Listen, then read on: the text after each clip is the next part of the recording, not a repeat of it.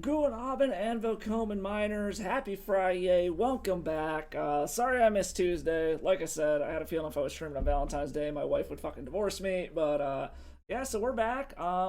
We have solved the problem of not enough Atraxas going around, and we are playing Atraxa no-show today. After our success with Show and Tell earlier in the week, this deck has just been fucking hilarious. Um, I don't think it's tuned. It definitely could use some work. It's a little rough around the edges, but it's fucking fun. It is a stupid deck. Atraxa is a good card. It's fucking busted. I don't think it's the new Griselbrand, but I definitely think it's on par with it. I still stand by saying it's situational which one you want in what situation. Atraxa is much better at stabilizing against aggro. Griselbrand is better against combo and control for filling your hand because you get more cards out of it. Even though Atraxa does dig deeper, but yeah, I've actually been having a blast with this deck. It definitely could use some tuning. I understand why Ignoble Hierarch is in here instead of another Noble Hierarch.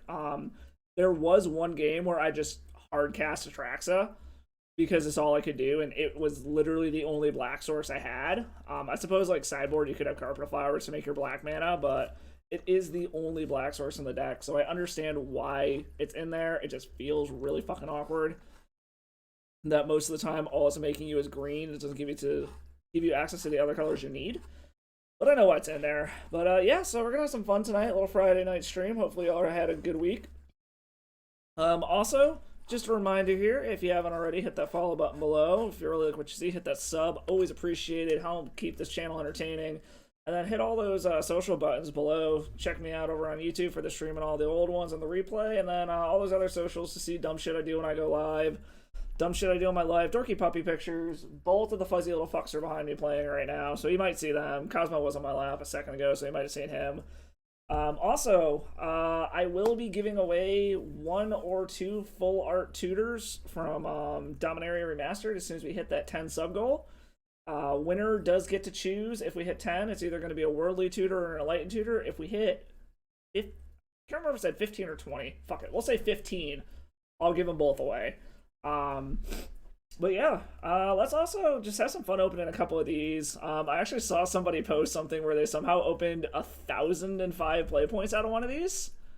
So I don't know. I'm a sucker for cracking packs. Let's see what we get out of these. Just start the stream off with 1 or 2 of these. Nothing really good here, but play points ain't bad. We'll drop down to 10 of these, and then we'll go into a league. Just start the stream off with a little pack cracking for funsies. Okay, 20 play points ain't bad. Vona's Hunger. Each opponent sacrifices a creature. If you have the city's blessing, each opponent sacrifices half of the creatures. That's interesting. I've not seen that card. Something good. Fracturing Gust. I have such a soft spot for this card. It was a fucking beast in Modern Elf deck that I had. And it was just absolutely hilarious because we also had a Boggles player locally, so I always got a soft spot for this. And then Skeletal Vampire, just a Guild Pack. Really fucking bad. Okay. Well, on that note, since we opened a couple of terrible fucking packs, let's hop on into a league and see how it goes. I apologize. No music. I got a no letter from fucking Twitch. I cannot seem to figure out how to get it so that the music is live and not in the Twitch VODs. I thought I had figured it out. I fucked around with it a bunch.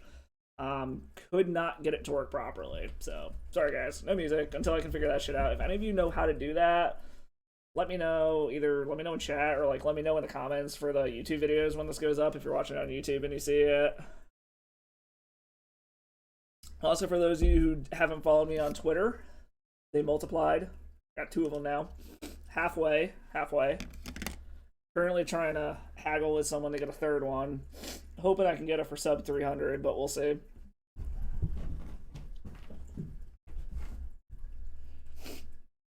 That's one of the cool things about, like, when you first start out in the season, you're seeing all these names change all over the place. So, like, clearly Tony's grinding right now. Killabee's been doing a ton with that Containment Construct deck. Kulu Limpa, I want to say, normally plays Mono Red Control. So I've seen him, or Mono Red Prison. We got Legacy Counselor right here. I don't know what the fuck he's been playing. I think he's on live right now, actually. I got a notification saying he went live, so I think he's doing something. Maybe we'll get paired against him. I don't know. I always seem to get like absolute shit draws whenever I get paired against him, so see how far down the list we are. Are we still up here? We're not on the top end. Hey, Romario got his first trophy here, Bosch and roll. Whole bunch of people who got trophies since ours earlier this week, I guess. Hey, there we are.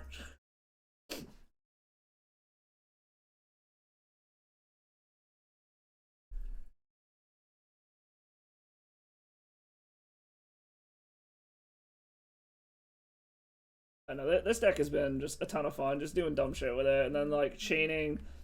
It's definitely at its best when we get to show and tell in an omniscience. Like honestly, most of the time I'm trying to set up for omniscience versus going for Atraxa or even Emrakul.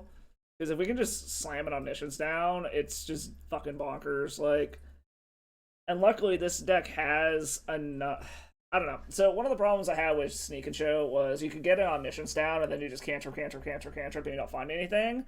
For some reason, this deck just kind of feels like it's got more gas as far as trying to find stuff. Even if you get into a situation where you're basically just like hitting with like little 1/1s and shit. Like the very first match I played was up against 8-Rack. Totally misread them. I thought they were on Saga Storm, so I show and tell on turn 3. They dropped an ensnaring bridge. I'm like, oh shit, how am I gonna beat this? And then I ended up just smacking him down with Noble Hierarchs and Ice Fang Quaddles. This.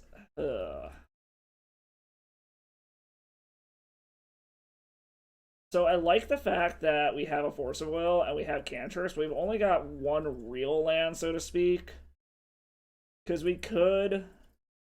If we Dryad Arbor and it lives, we've got to turn to Uro to draw us a card. I fucking hate Dryad Arbor and anything other than Infect.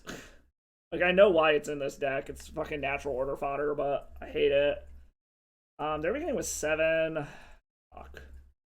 We're on the draw? So I think we actually can keep this, because that will determine whether or not we want to run this Dryad Arbor out.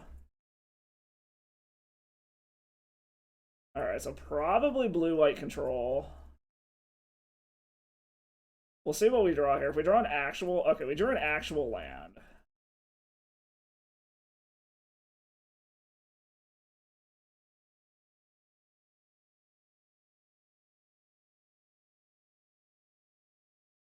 Okay, I actually don't hate, like, any of this. If we could find a show and tell. Let's put... Omniscience. We'll grab the Atraxa just in case we need to pitch it to Force of Will. And this way also we guarantee that we have mana regardless of if the Dryad Arbor lives or not. Oh, it's a Stompy deck. Is this one of those camp piles? Is this Wheel Stompy or what the fuck are we up against? So I don't think I want to get Uro out yet, now that I think about it. Let's just brainstorm. I'm willing for this to eat a fucking whatchamacallit. A daze.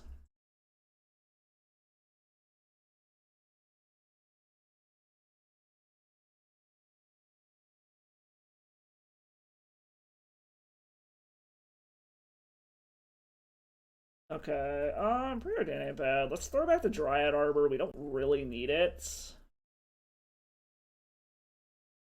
I feel like we don't need the Elvish Spirit Guide here either, so let's put both of these back. Play Flooded Strands. We can go get a basic island if we need to. We've also got multiple things that we can pitch off. There's something to be said about maybe preordaining here. Do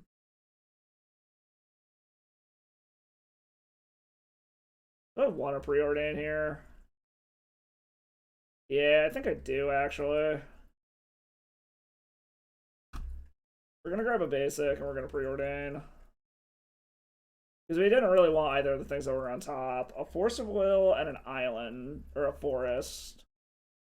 Put the force to the bottom, throw Force of Will on top, so we have double force protection now if we need it. And we're drawing blind, so to speak, so there is a possibility of us hitting a show and tell. We also could just be in a position where we're setting up to try to Uro. Okay, yeah, this is one of those G hash piles.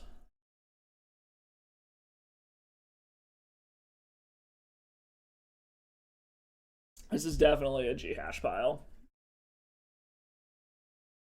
So we're up against Wheel Stompy, which luckily we've seen this deck. It can do cool shit, but it also is super fragile. That being said, based off of what we got, we don't need to worry about Wastelands. We can go grab another dual land. I think we're just going to go ahead and Uro. We have another Force of Will that we can pitch Ponder to. This also sets up if we hit a land, we can just get Uro back. I didn't hit a land, but we got another Uro. This does set us up to be able to get Uro back next turn if we hit a land. Or we can just Ponder, play another Uro. They have all the manas in the world.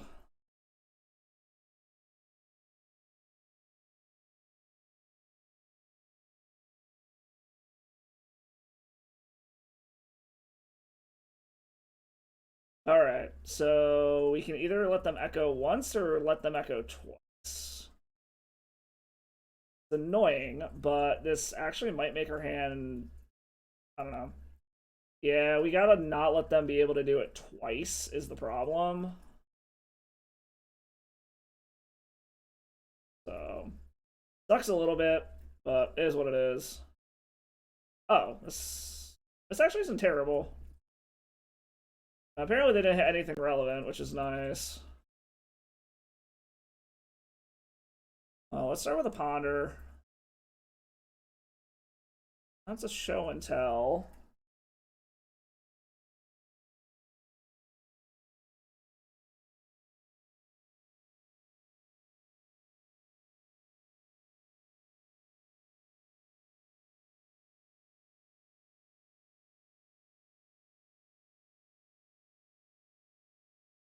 So I think we're just going to go ahead and play Uro this turn. Well, no. Do we want to preordain?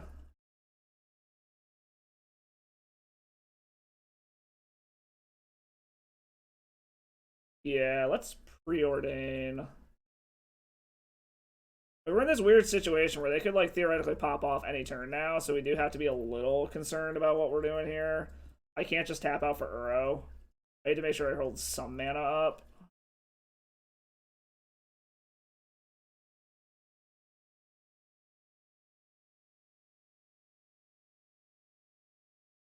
Is our opponent thinking about countering this is the question. No. Fuck, both of these are terrible. On both. We're a Dryad Arbor. That theoretically lets us natural order next turn. We're actually probably better off trying to show and tell in Omniscience to be able to natural order. I just hope that they don't have enough stuff to get around a Flusterstorm next turn. Like, hopefully they spun into jack shit. It's kind of what we're hoping here.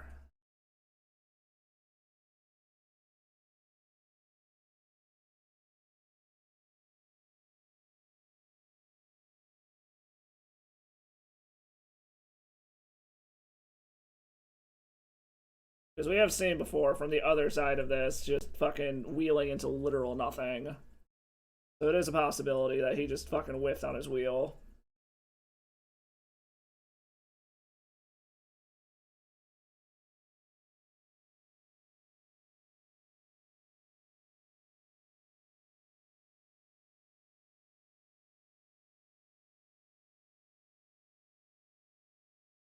Teferi.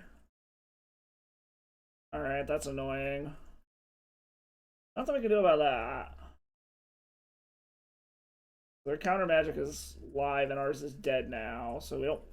There's nothing we can do. That being said, they didn't counter anything last time, so maybe they just don't have anything. Into a Monastery Mentor. Okay. They have a bunch of like 1-drop or 0-drops.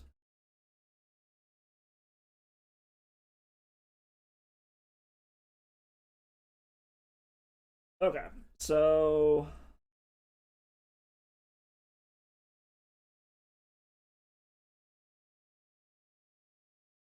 I mean, there's kind of not really any point to not go for it here because our counter magic's fucking dead. They have counter magic, they have counter magic. It is what it is. They did not have counter magic. Okay.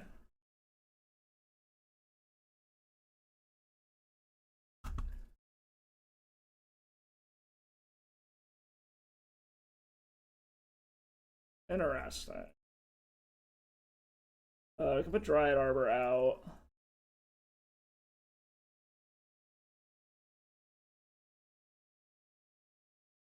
We'll grab Atraxa.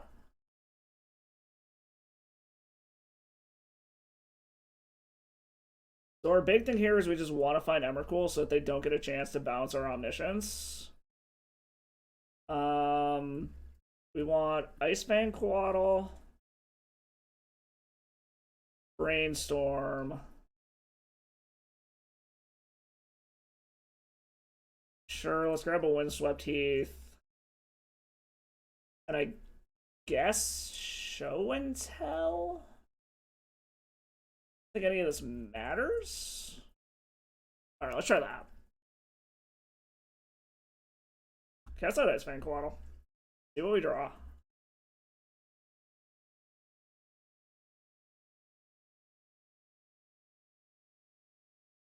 Ugh. Okay, what can we do here? We played a land yet this turn. No, we have not played a land yet, so we can play land so that we can shuffle our library. Brainstorm. Okay, another Omniscience is good. Well, let's put back both of these. So now it doesn't matter. They can bounce one. We've got another one. Let's shuffle our library again. Play another Uro.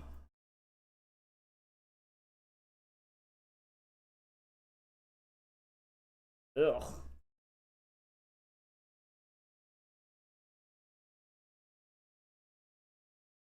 I guess we're gonna ponder. We still would really... God damn it, okay. So we can grab a ponder and shuffle and then do that again? Put ponder on top. Do not shuffle. Now we shuffle the library away. Hold on, what can we do here so that we guarantee we have a hit? Because we can hit Mystic Sanctuary. Get back another ponder.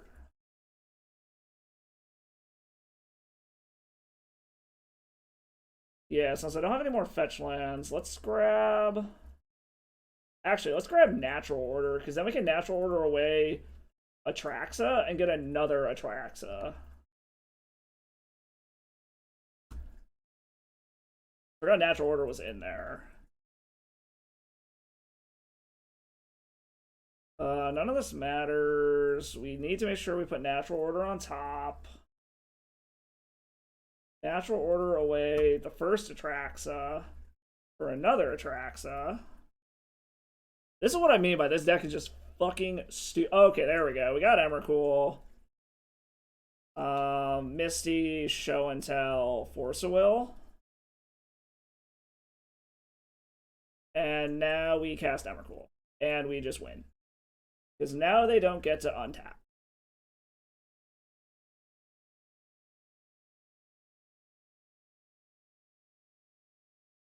And we will do the polite thing and attack. Okay, they just scooped it up anyways. Alright, cool. We got game one. Against what our opponent's doing, we want Veils in. Danted Swarm seems pretty good. Surgical. Do we want surgicals? Brazen Borrower doesn't seem half bad.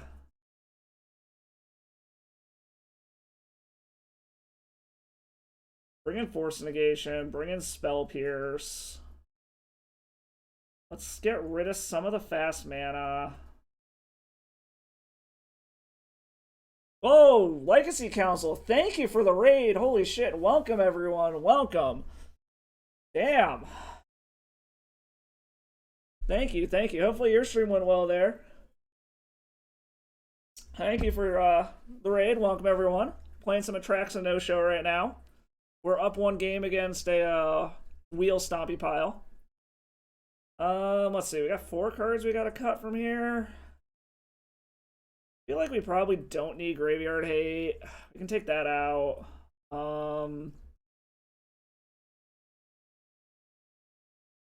Take out the worst of the cantrips.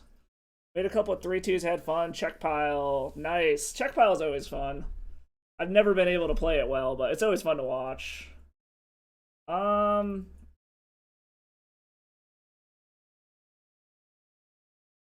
to think of what we can even take out here.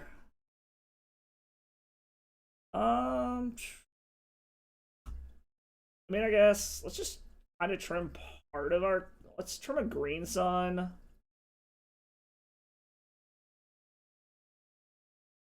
And let's just trim Ignoble. If we're in a position where we have to hardcast Atraxa, I think we're losing anyways.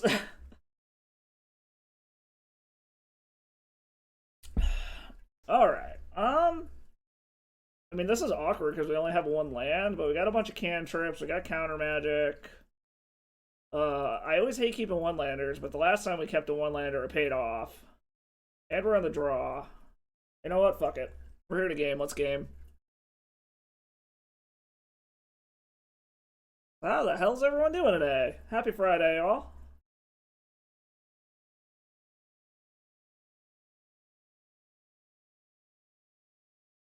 Okay, if they're just gonna go for the turn 1 fucking wheel, we have an answer.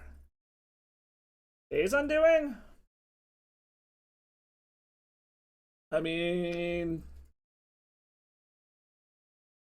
I have a feeling this means that they have a wheel in hand also.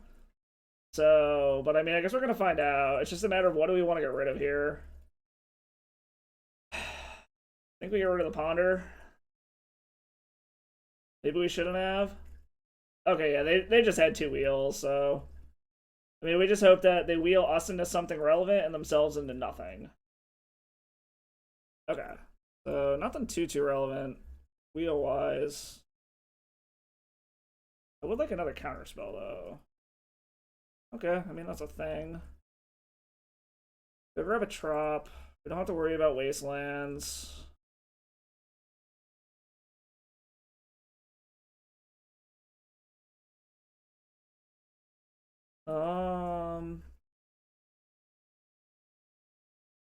We're just gonna do it like this. Don't shuffle. We'll grab our land. We'll draw Xantid Swarm next turn. And then we'll shuffle away the Uro.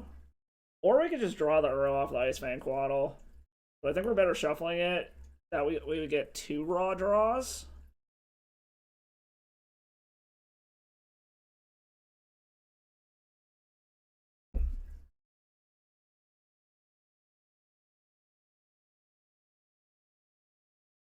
Alright.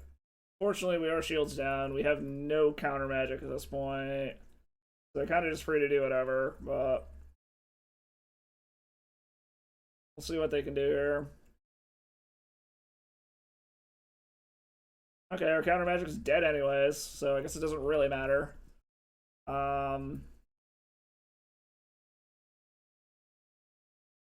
So problem is I mean, they're gonna be able to basically just bounce our shit, which is gonna suck. So I highly doubt we're ever gonna get an attack in with the Xantid Swarm. But I guess you never know. Because next turn we'll just play the Icefang Quaddle. They're probably gonna bounce it, and then we can probably play Icefang and Xantid Swarm the following turn if we draw land from any of these draws. Well, I don't know. We'll see. What they do? Why did they exile Seagate? The fuck just happened?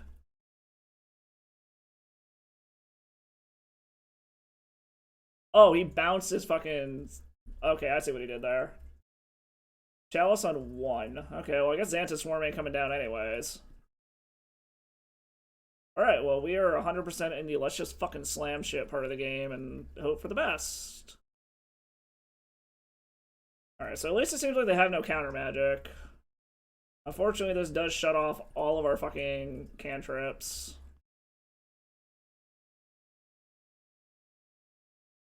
We also can at least prevent them from ever bouncing anything.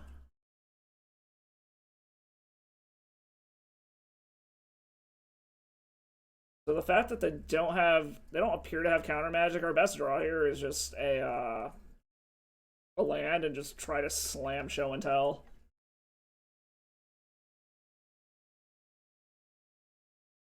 Oh, there's an Arset. What do you hit?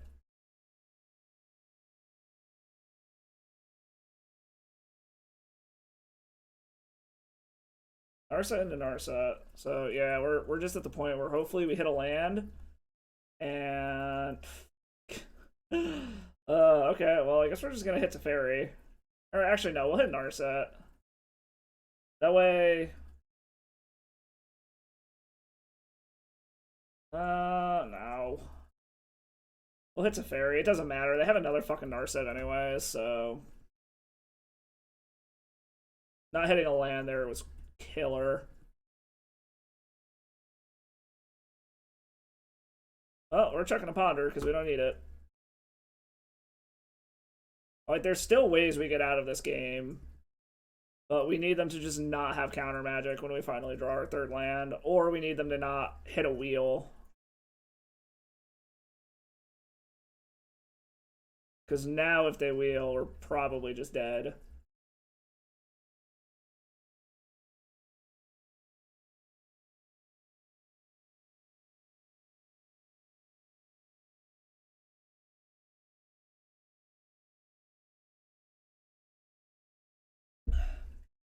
Okay, Monastery Mentor.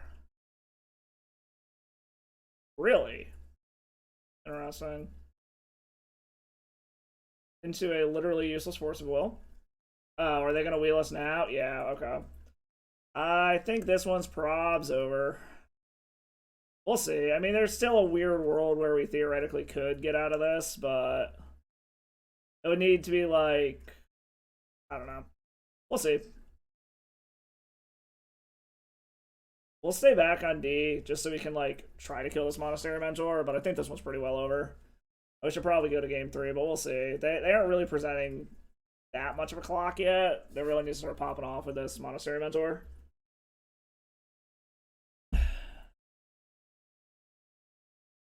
Which it looks like is what they're gonna do now. I just jinxed it. It's fine. Everything's fine.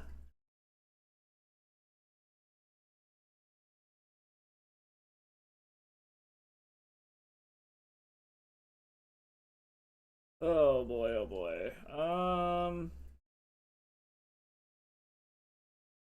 Okay, yeah, we're just gonna go to the next one. They got this one. It's fine. Okay. So being on the draw or wow, being on the play should help us out. It was just unfortunate that they had double wheel right off the bat, and then we got mana fucked. But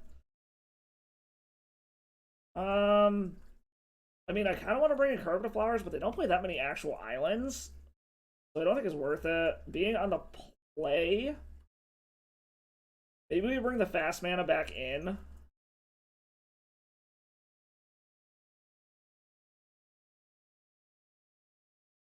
Cut Green Sun entirely. Bring some of the fast mana back in.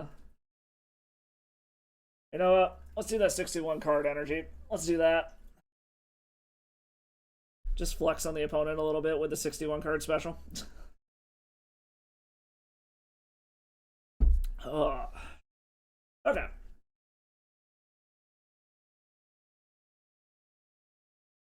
Okay, I like Xanted Swarm a lot. We're gonna keep it just off of the basis of this fucking Xanted Swarm. And we do have Pact of Negation plus Ponder if we have to.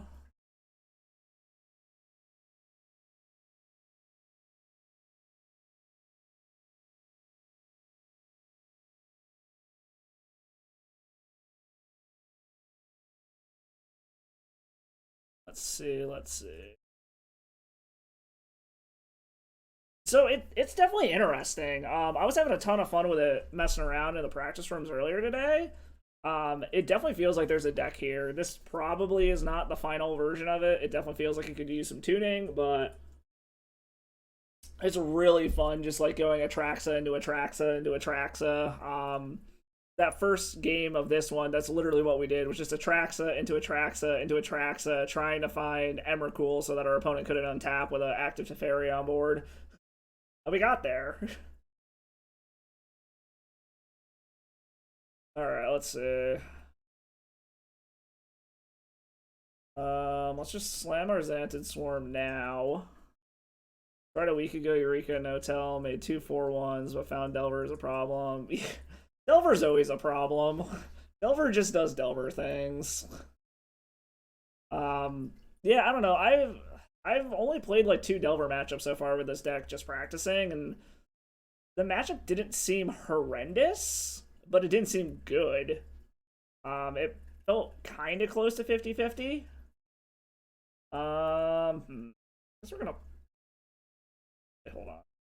Let's do this the proper way and attack so that they can't counter our Ponder. Let's do this properly. Gotta claim. So this is actually a list from Phil over at Thraben U. So credit to him for the deck list. I just stole his deck list and kind of started jamming with it before I started trying to make my own adjustments to it. I like this a lot, actually. This is a natural order next turn that can't be countered. So I actually really like this. We're going to keep the Flusterstorm on top.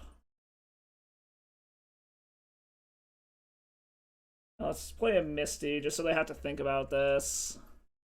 But no, that was actually a really good ponder there. Because next turn with this Elvish Spirit Guide, we'll be able to natural order. Maybe we should have gotten... Maybe I should put Progenitus in this? I don't know. Then I'm guaranteed like a turn 2 kill. Chalice of the Void on 1? Do I really care about this? I don't think so. No, that's fine. Chalice of the Void on 1's fine.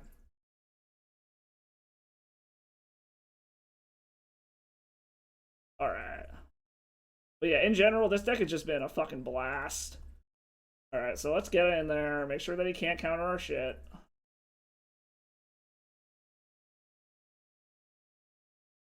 Granuel, thank you for the follow. Welcome to the Salt Mines. Thank you, thank you. Just saw that notification there. I don't know why I can't hear the notification noises. God, I'm a Twitch noob. Okay, so now we have uncounterable natural order.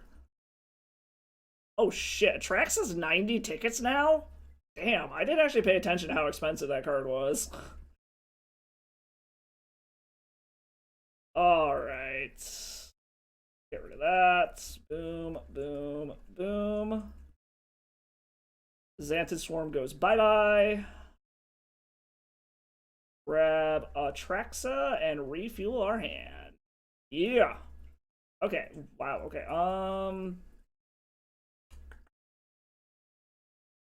So what do we want here? We probably want Show and Tell. Soul Pierce isn't going to do shit. Probably want Ice Fang Coatl, or no. You know what? I think we want another Atraxa, just to be safe in case they have a way to deal with this one. Then let's grab a Fetch Land. I mean, we might as well grab... In case we ever find a way to get rid of this Chalice, we might as well grab the Brainstorm, I guess. And then we're going to see if this Atraxa can get us there. Also, for all you who just came in here with Legacy Council, heads up, I am going to be doing a giveaway here when I hit 10 subs. I got some full art tutors from Dominaria Remastered. Going to be giving away either a Worldly tutor or a Enlightened tutor. To whoever wins, they get their pick. So just, if you want to stick around and get a chance to be in that, go ahead and hit that sub button. Otherwise, just hopefully you're all having a good time here. I very much enjoy playing combo decks and prison decks, anything that makes our opponents as annoyed as possible while we play Magic.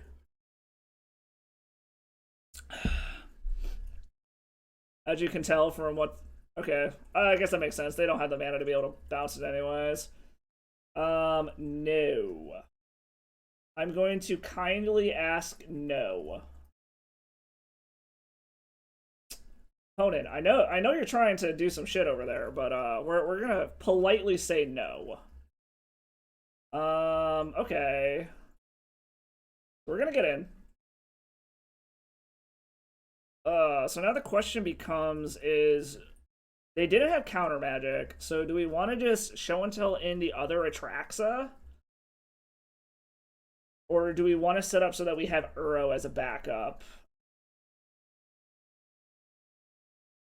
That's really what it comes down to here. I think we want to hold on to the other Atraxa just in case they find a way to deal with our current one. So I think we do want to Uro here. This also sets us up to be able to get Uro back next turn by escaping it. So I think this is the correct answer. Yeah, let's throw Dryad Arbor into play. That way we also have an answer for being able to deal with Teferi. If they do manage to bounce our Atraxa with a Teferi, they'll have to down tick to 1, and then we can go and hit whatchamacallit. Unfortunately, we are shields down now. But I guess they would need exactly, from this position, they need exactly a Lion's Eye Diamond and Echo to be able to screw us over here.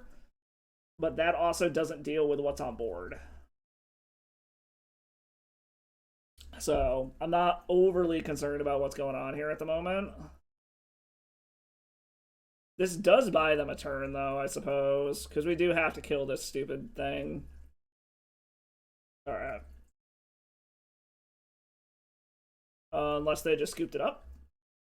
No, okay. Swing in.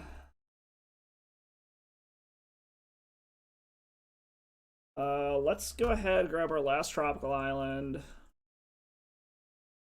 Attempt to get Uro back. That way we have multiple onboard threats.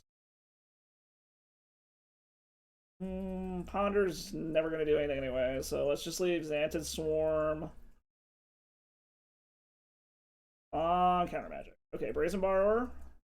Okay, that's a way to get rid of the Chalice at least. So we have an answer to Chalice now, which is nice. So I like where we're at here.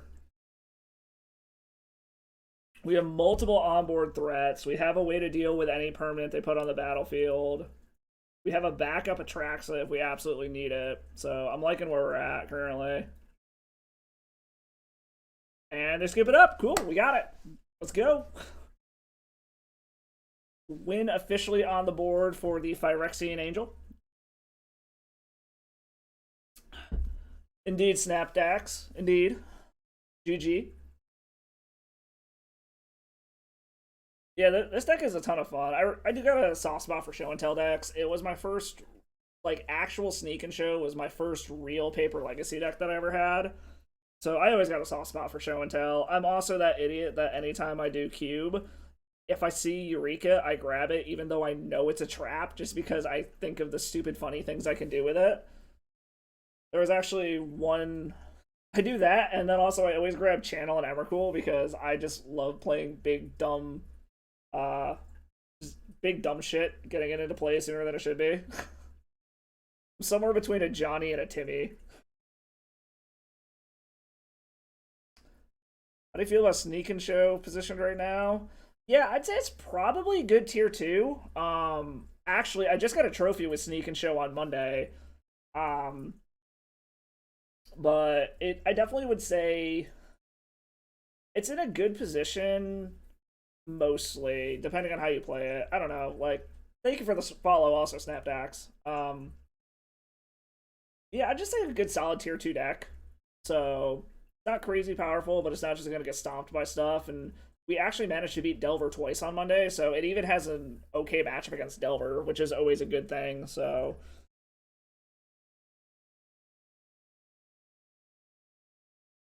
Mishra89, thank you for the follow. Thank you, thank you. Welcome to the Salt Mines, everyone. Alright, we're on the draw. Summer Troll. Wow, we're on the play. I cannot fucking talk today. We cannot keep this at all. Hey, Kesa, thank you for the follow as well. Thank you, thank you. Welcome to the Salt Mines. We gotta ship this one. Risky as fuck being a one-lander, but I think I gotta keep this. We'll put the redundant omniscience to the bottom. Because this has protection in multiple forms to be able to fuck with whatever they're doing, and they mull to 6 as well. So we just gotta pray to the magic guys that we draw land here. Yeah, I don't know. I think it's in a good position overall.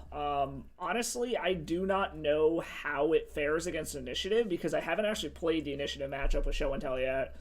For whatever reason, I just haven't been paired against one yet. Decent Delver matchup. How do you feel about this natural order versus initiative? So, again, I haven't actually played against initiative with this deck yet. I've only been playing it today, and I've probably got, like, 20 or 30 matches under my belt, so it's still a really small sample size, but I honestly have not seen initiative yet. And the few matches I played against Delver, I've won all of them, but they were close. Like, it wasn't like it was a blowout or a sure thing, but it felt like it had game against them. The biggest thing was just finding your opportunity to slam your show and tell. As long as you hit omniscience off of your show and tell, it was like 100% to win from there.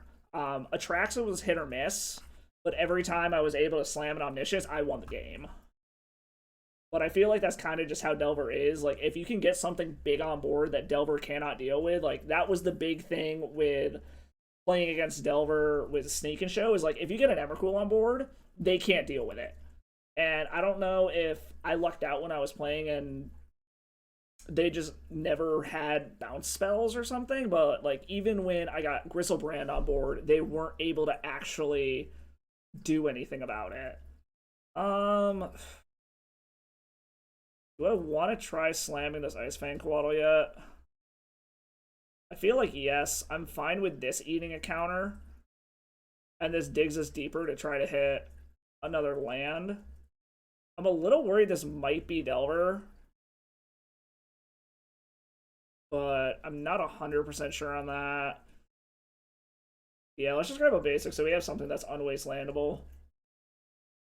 I don't know, maybe I'm just irrationally scared of wastelands in general just because I've gotten blown out by them so many times in the past. Okay, so they're not going to counter this, which is fine. Another show and tell. Oh, I'm glad we got that out of the way. Okay, well, now we need to land and we can just pop off. But yeah, the one thing I found about Delver, playing it with a bunch of the decks that I've been playing against it with, because like I was jamming that Black Saga Storm, Painter Storm deck for a while, and that felt like it had a pretty good matchup against Delver. The big thing is just attacking it in a way that it doesn't really have an answer for, which seems to mostly be either slam some big dumb creature on the battlefield that's bigger than their Murktide region, or attack them like on the stack in a stack war at an inopportune time by like going in, or not even a stack war, like start your turn off and just discard, and then do your thing after you've exhausted their resources. But even then, I would still say both decks are maybe a 50-50 matchup against Delver.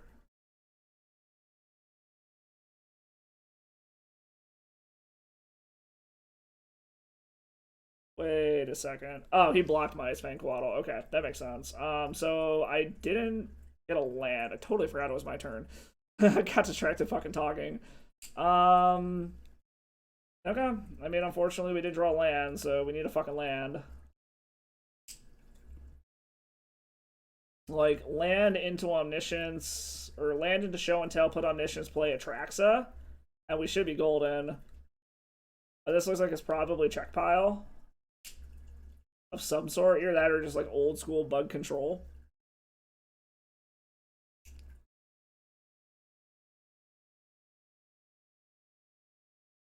I don't know. I like I said, I haven't run into initiative with the show and tell decks I've been playing lately.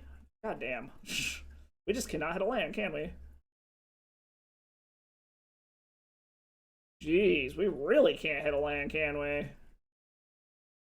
We'll put this on top so that we can actually cast it and dig 3 deeper. Oh no, comparing Delver and okay, there's all of our lands.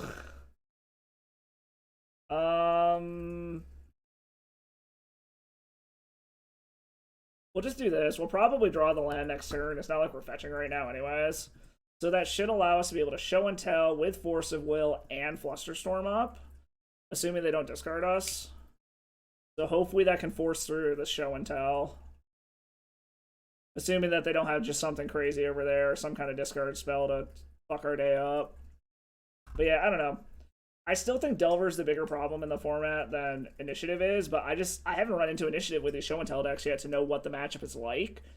Versus mono white, the old school version with chalices and stuff, I could see it being a problem because chalice has traditionally been a problem against show and tell. But against this version, chalice doesn't seem to be as big of a problem. It basically just shuts down our cantrips, but we've got so much other stuff up and down the curve that it doesn't really matter.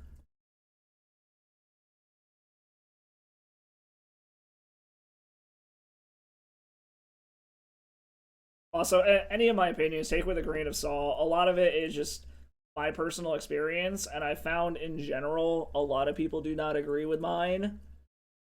Yes, Caracas is good against us. It is traditionally good against show and tell style decks. That's why show and tell has kind of moved on to also using Archon of Cruelty. That being said, again, Omniscience, like, I cannot stop praising how good Omniscience is because it just makes Caracas look stupid. And I've been on the other side too, where I was playing decks with Caracas and up against show and tell, and they just slam an Omniscience. I'm like, oh, cool. I just look like an idiot now. Yay. All right. I mean, fuck it. We're going for it. Let's go. We came here to game. We have multiple layers of protection to try to slam this thing through.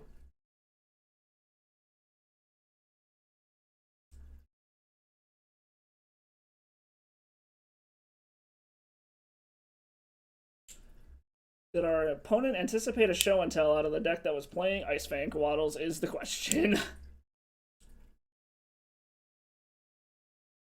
This makes me think they're just trying to decide what they want to pitch to Force of Will at this point.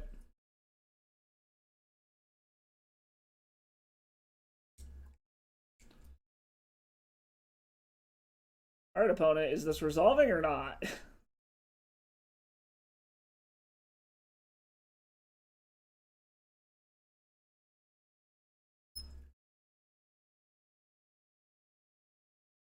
I also will say my opinions are also based off of mostly like leagues and free rooms. I have not played any like big tournaments for Legacy in a long time. So like I haven't played in any of those showcases or the challenges or anything, or like even big tournaments on a local level lately. All right. Oh, they're in a Lurin deck. Well, let's see if they got the combo going right now then.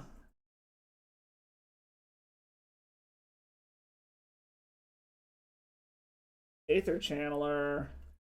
Return another target non-land permanent to its owner's hand? Okay. I'm assuming that means they're going to bounce Omniscience? Which, I mean, I guess is kind of a whatever.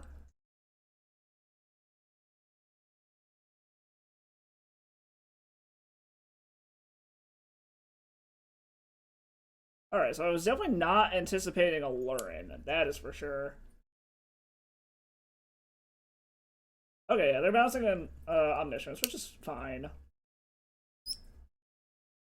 No. We are not going to let you brainstorm. Fuck your brainstorm.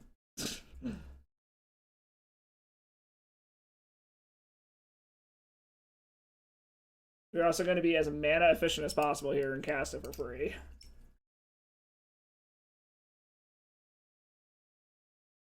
Because I'm not letting you find counter magic to deal with this Atraxa.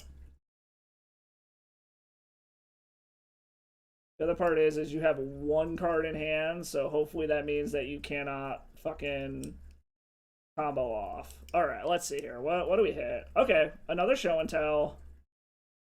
Um.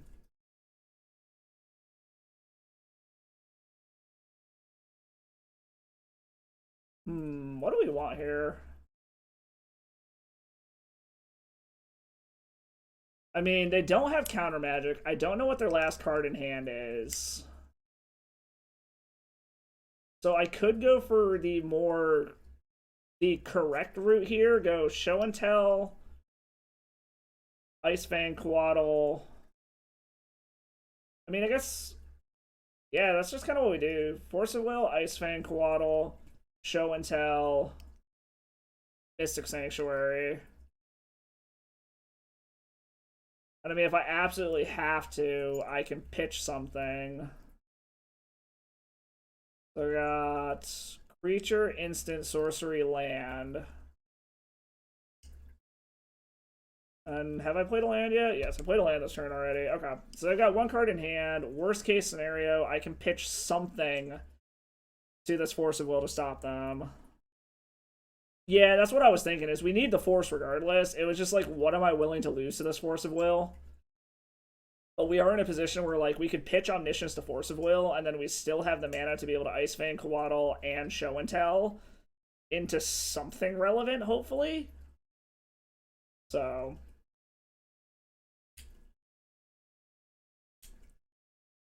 we do have the Force to stop them from just popping off here. Unfortunately, we do need to deal with this Baleful Strix somehow.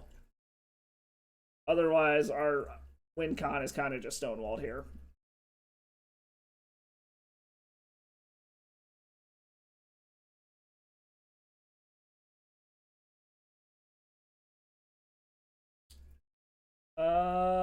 We can't let that resolve.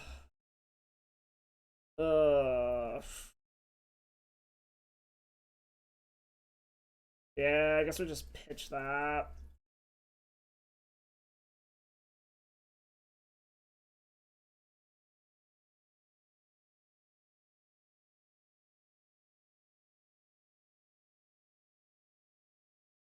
So now the question is, I guess we'll see what we draw. Another show and tell. So it's actually probably worth it to put Force of Will back on top, Ice Fang, Quaddle, draw it, just so we have backup, and then we still have the show and tell.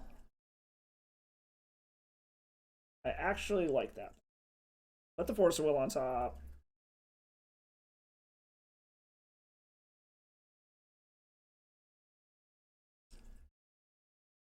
Oh! His last card was an Endurance. Okay. Alright. Opponent's got tricks. Alright, alright. Well, unfortunately, we're both kind of just staring at each other now. I'm also not 100% sure what the actual win con for this deck is anymore. Ever since they got onto, like, the new versions, I think it's a Sararak, but I don't know if the new versions play a Sararak or not. Alright, well, we're going to... Oh, yeah, I can cast this for free with a Lurin. Totally fucking forgot that affects me, too. Alright, a land is not what we want. An Atraxa is what we want. So we'll get in with this Atraxa. We also have enough mana to be able to double show and tell. Alright. Come on, Atraxa. Hit something good. Ooh. Oh, fuck yes. Okay, Emrakul, Omniscience. Brainstorm. Ponder. Misty. Fuck yeah. Okay, we got the win right here. So we just win from here. Alright. Just gotta make sure I don't misclick things is what it comes down to.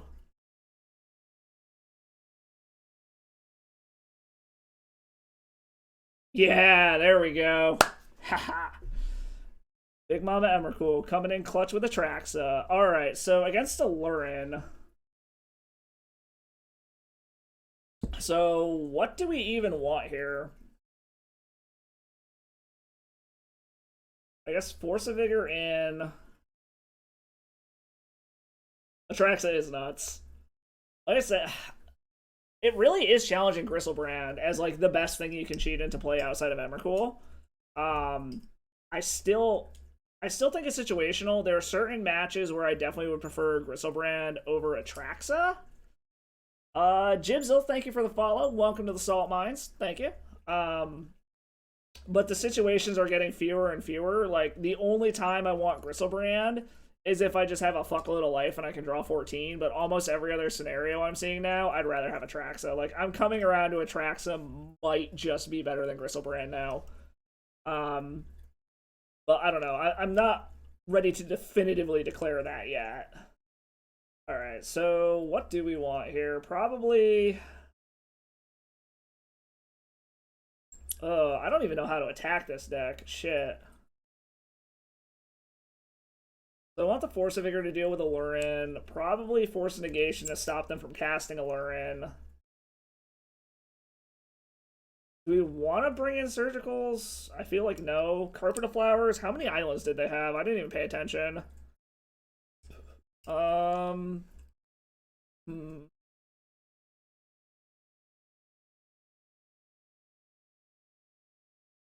don't even know how to sideboard here. Well, let's take out the fast mana since we're on the draw. I don't think we need the Graveyard Hate from Endurance. So maybe bring in... Fuck. Fuck it, we'll bring in Progenitidis. Just another natural order target. I don't know, this is probably the incorrect way to sideboard against this, but I'm so unfamiliar with Alurin anymore because it's changed so much since I saw it. Well, this is insane if we can find a fucking Omniscience, so we're gonna keep this. We have a Force of Will to be able to protect us if we need to. And we've got a redraw. And we're on the draw. And we got a Force of Will to protect our Show and Tell if we find it. So we basically just need to find a Show and Tell, and this hand is just nuts.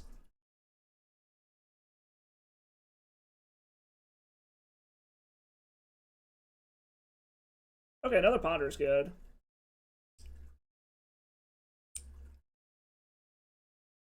That's a Show and Tell on a land.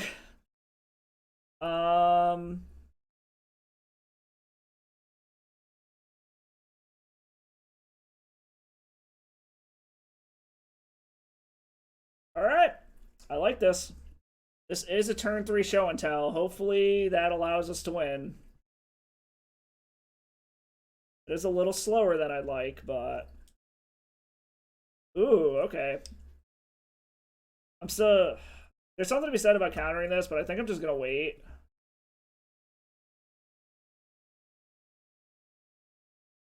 Black... Ooh.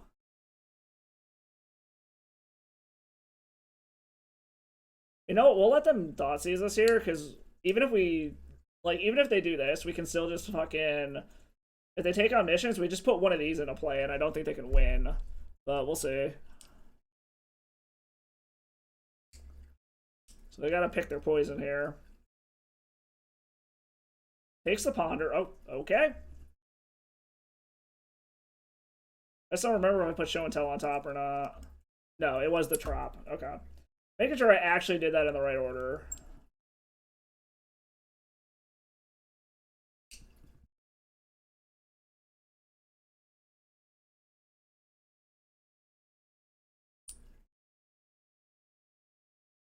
I don't like giving our opponent a bunch of mana, but at this point it's worth it, because we theoretically can win next turn, depending on what happens here. So... Back mana. Okay. Alright, Baleful Strix is fine.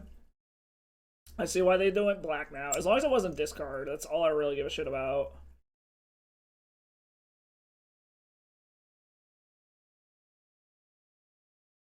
Pass the turn.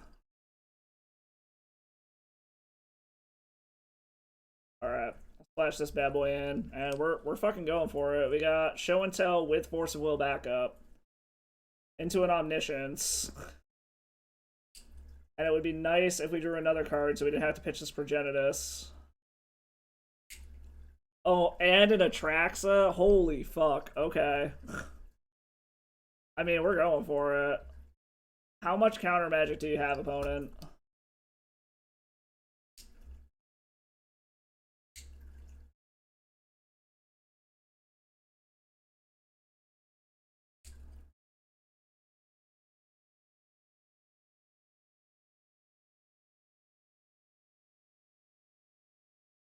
Come on. Hold. We got this. Come on. Okay, there's a Force of Will. Alright, we're forcing back.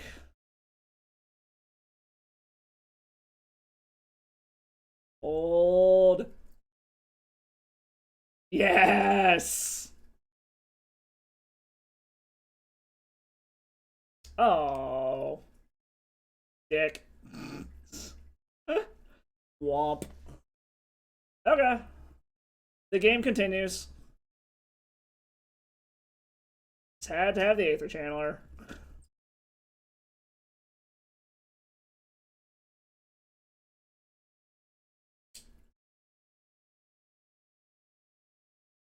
Shardless Agent into what?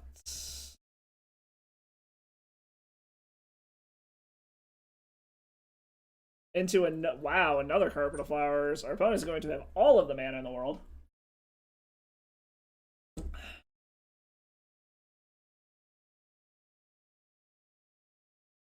Okay, opponents.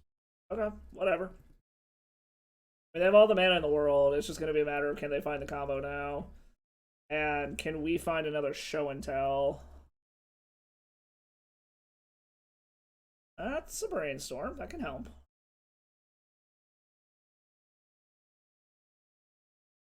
That's another show and tell. The question becomes, what do we want to put back?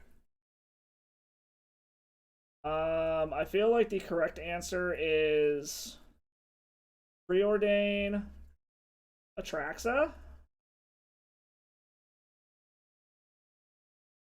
We will put Show and Tell back on top in case we need to do this again.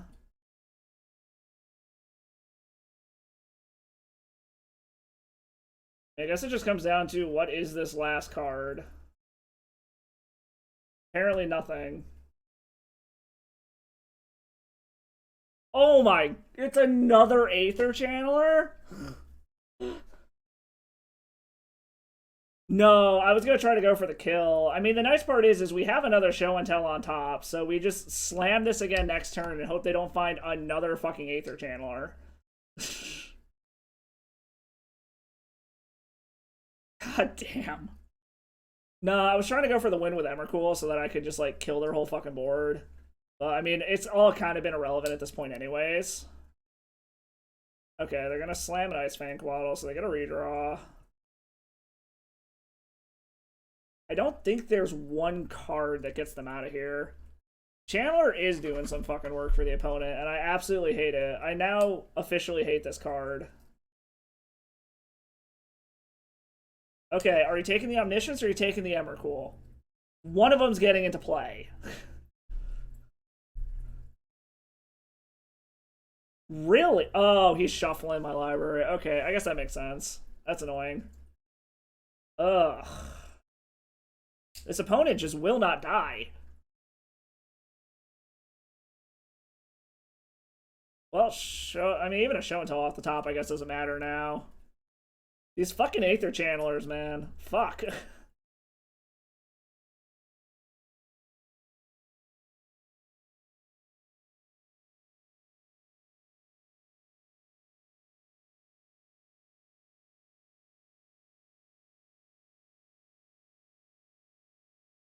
Just die, opponent, please. I mean, we'll just block this too. No, we can still take another hit. This does put us down to dead next turn, so we need to hit show and tell or cantrip into show and tell. Okay. These fucking Aether Channelers. If it wasn't for those fucking things, we would have had that. God damn it. Okay.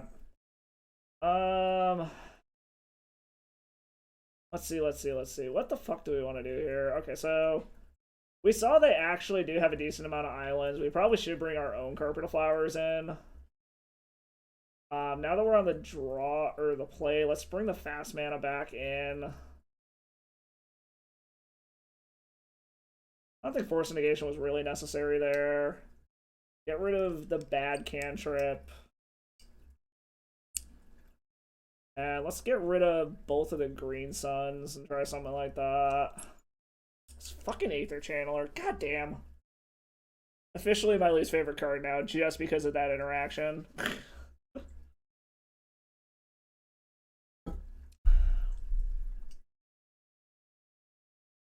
Our opponent also just top decked lucky as fuck. Like, if they hadn't hit that Thoughtseize, they probably wouldn't be here still.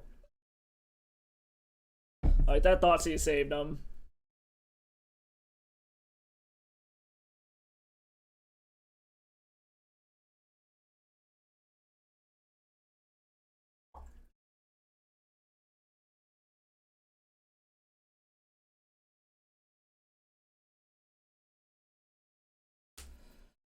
Okay. Our opponent is apparently deciding to take their sweet ass time figuring out how they want to sideboard. Fucking Aether Channeler, god damn it. That's alright, we got it. We got it in game 3. Just to repeat a last one, you know. Get a nice little 2-1.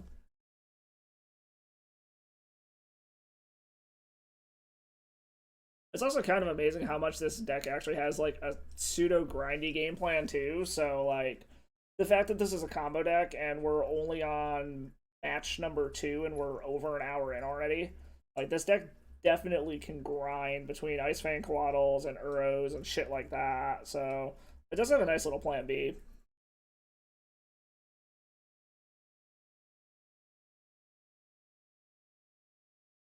Our opponent apparently does not know how they want to sideboard.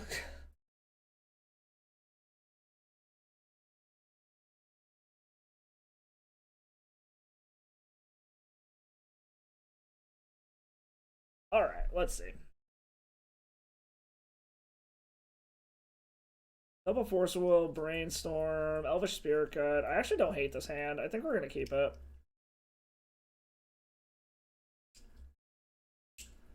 It's a little grindier of a hand, but it's got redraws and it's got protection, so I think we're going to keep it.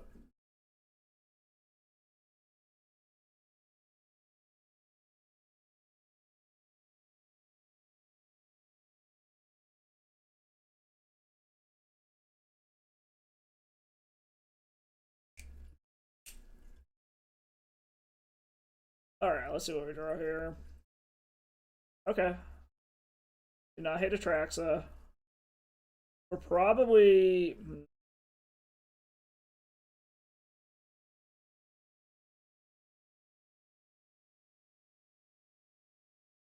We'll see. There's a part of me that wants to Ice Fang Coatl here, but there's also a part of me that wants to make sure that I have a fetch up for this Brainstorm. I guess we'll see what our opponent does here. I might end up just, like, fetching out a land and brainstorming end of turn. Which doesn't seem like a terrible idea.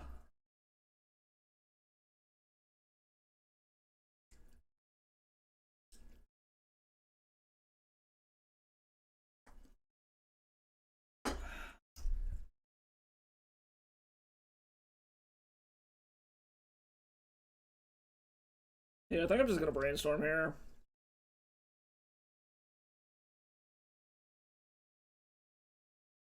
That way I still have a fetch up in case it goes poorly.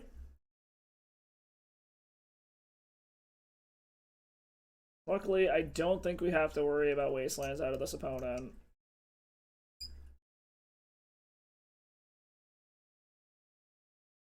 Okay. This is interesting. This is very interesting. Put back Atraxa, put back Omniscience.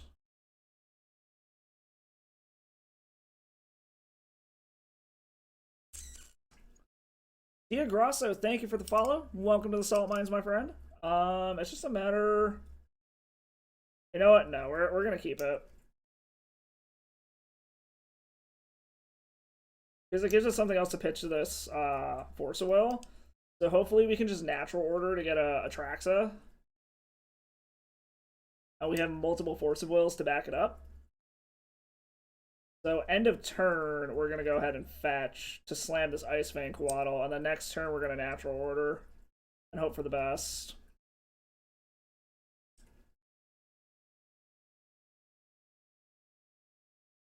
Alright. Do not counter this motherfucker. Let's go.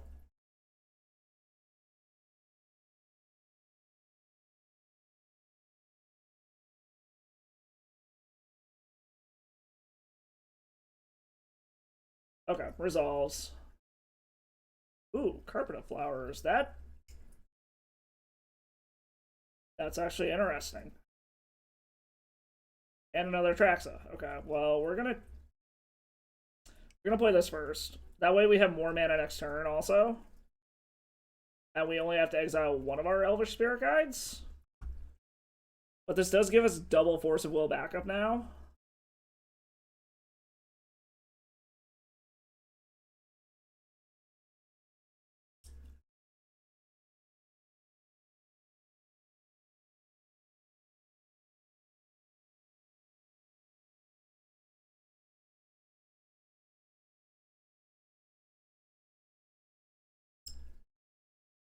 This way we don't have to worry about them putting a fucking Aether Channeler in play. Alright, we got a Force of Will. We are going to force...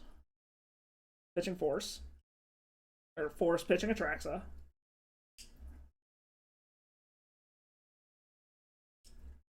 Luckily, against other combo decks, they only have so much room for counter magic. Well, apparently we are dumping our whole goddamn hand. Jesus Christ, that was a stack. Alright. What are we hitting? Progenitus, Show and Tell, Brainstorm, Fetch Land. Right? Show and Tell, Progenitus, Brainstorm, Fetch Land? Yes. Okay. This time we will 100% go for Progenitus if we can get it into play.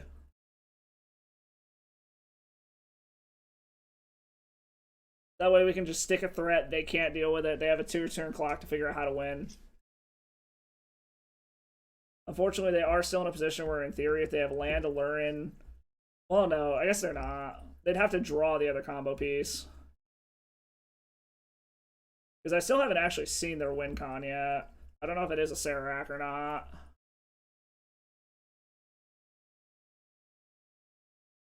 There's black mana.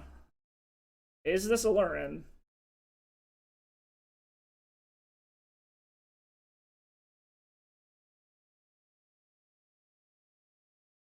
Alright.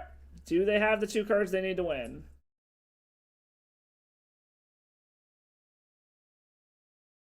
Okay, there's an Uro.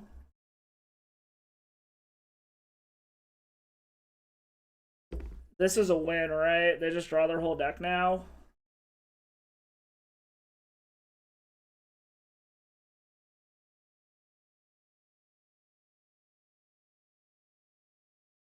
We just lose here, right? This is an infinite combo to find their whole fucking deck, right?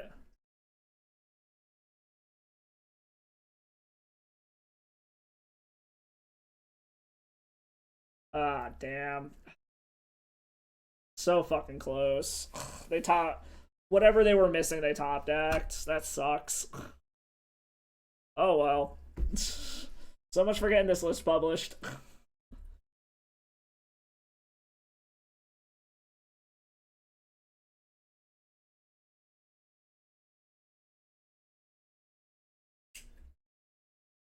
I wonder what piece they were missing.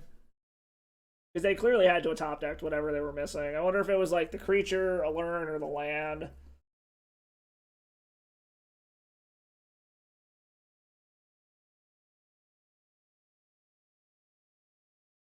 I mean, we could have sat there and tried to let them like time out or whatever, because they still needed to actually find the win con, which I'm assuming is a Serac, but I don't feel like subjecting everybody to sitting here for 15 minutes while our opponent combos off. And while we wait for our next opponent, I will be right back, y'all.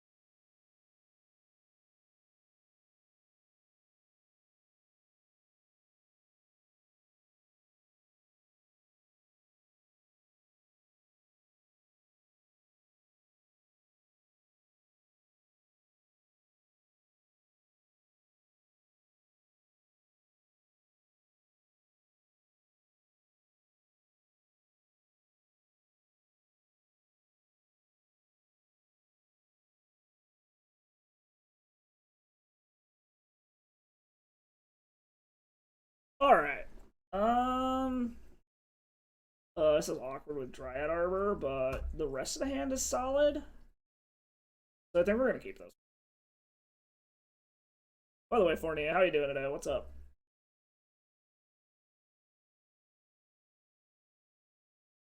Oh boy.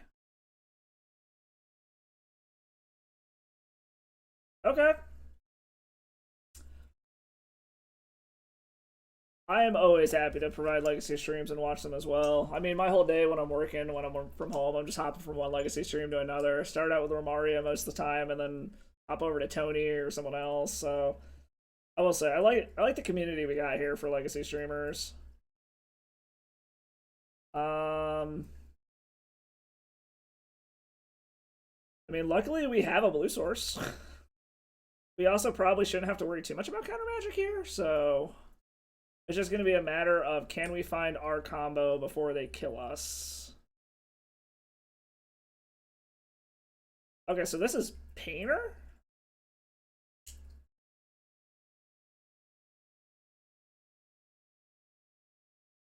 Jeez. Fucking A. Chalice on 1?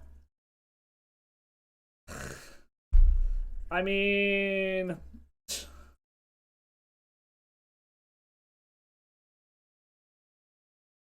if we can survive another... I mean, luckily they don't got shit going on here, so we theoretically just gotta survive another 2 turns. Just fucking play this and hope they don't kill it. And hope they don't have a main deck and Snaring Bridge. Well, actually... yeah, oh my god, do they not have anything? Okay, please do not have Pyroblast. I swear to fucking god. If you have Pyroblast, I'm gonna lose my shit. Do not fucking Pyroblast. Oh wait, no, they can't Pyroblast me. They have Chalice of the Void. Haha, joke's on you, opponent. Go ahead, kill my Dryad Arbor. Do your worst. My poor sexy forest lady is dead.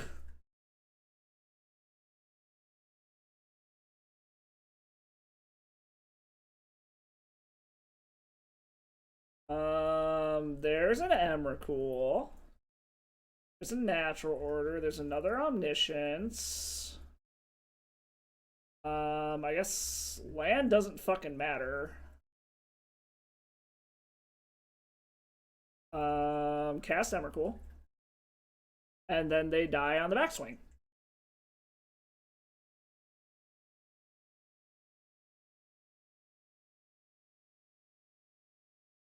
Is our opponent salty roping? Yes.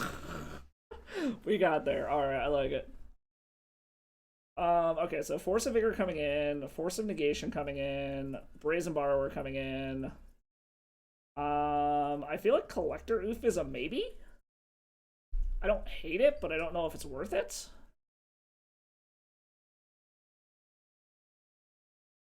We definitely don't need Endurance. I think we can get rid of the Green Suns in this matchup. Question is do we want Collector? I don't hate it. But the question is what do we take out for it? Maybe bring in Collector Oof, take out Preordain, because it's the bad cantrip. Try something like that.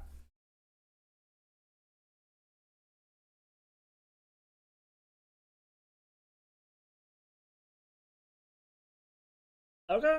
I don't hate this, so we'll keep this. Even if they get a Blood Moon, we've got both of our basics, so we have all the colors we need. Other than being able to double green for, whatchamacallit. And we do have a Force of Will to stop them from doing anything too crazy right off the bat. Okay. I am A-okay with this. We're gonna play this, just so I can go grab another basic if I need to.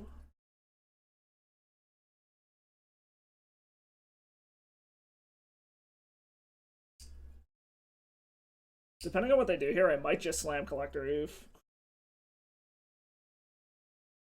Roiling Vortex.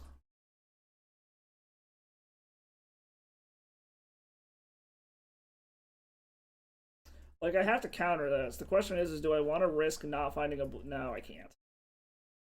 I'll say, I cannot risk not finding a blue card off of this Brainstorm. Jealous on one? Okay, so yeah, it's kind of irrelevant at this point anyways. They do still have a bunch of mana regardless of if I slam this Collector Oof or not.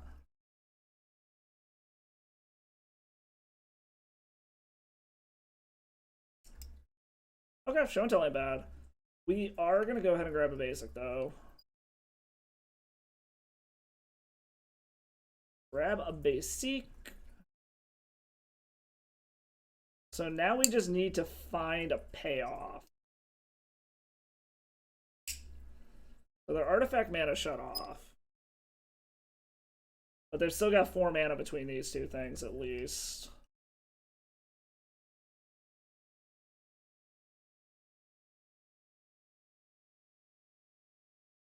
They still got all the mana in the world.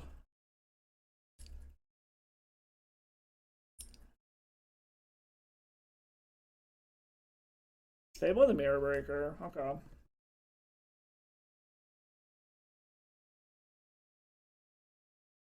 That could cause problems. I said we need a payoff for this show and tell. Really what we need here.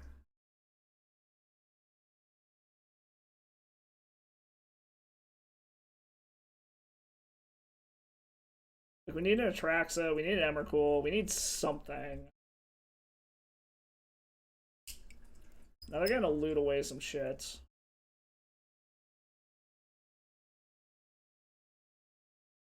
Ooh, decided not to loot. That's interesting.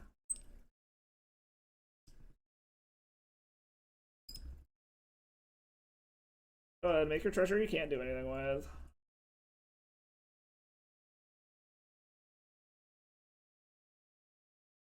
There is a Saga's a problem. Yeah, we just need something to... We need a payoff for the show and tell.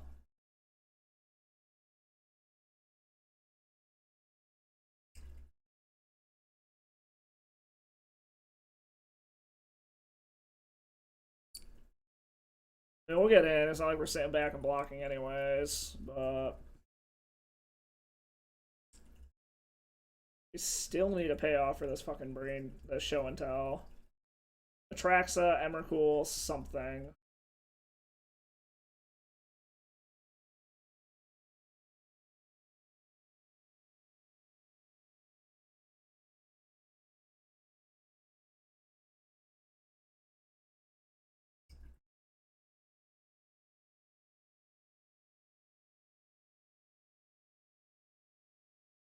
Do I want...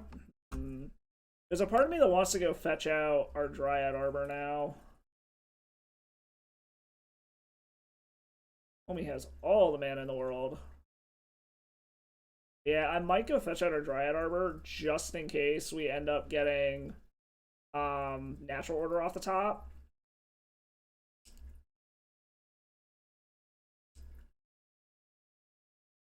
Another Fabla. Alright.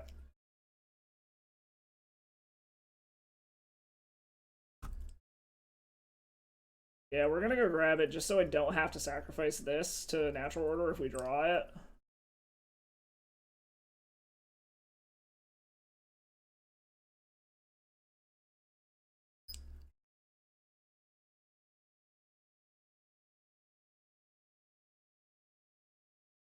Another show and tell. Alright, we got like... We probably got like 1 turn to get our asses out of this. Fortunately, these have been some kind of awkward fucking draws.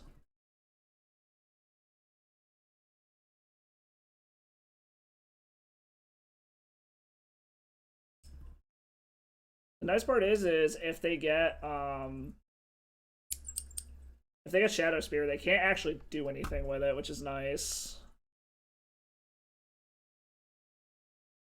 The other problem is if all we get is an Emrakul, I think we still just die anyways.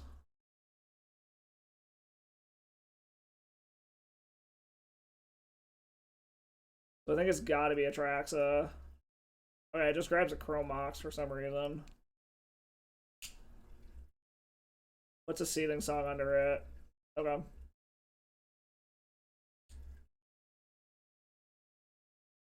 I feel like they probably should have kept that seething song to loot it, but I don't know. I'm not a mono red player, so maybe I'm wrong. Hmm.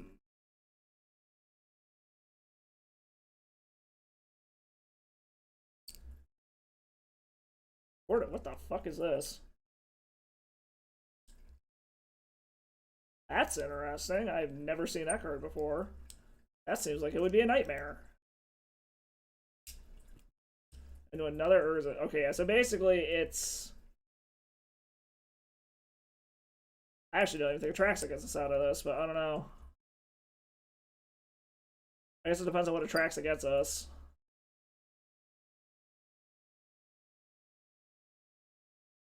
Oh.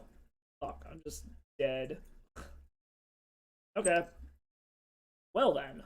I mean, we'll see what we draw, but I don't think there's anything here that gets us out of this.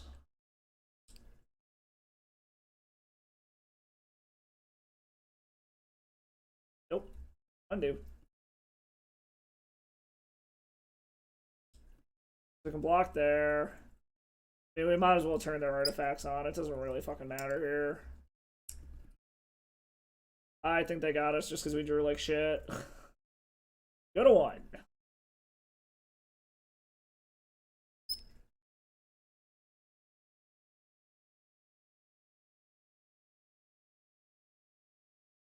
Yeah, I don't think there's any one draw that gets us out of this.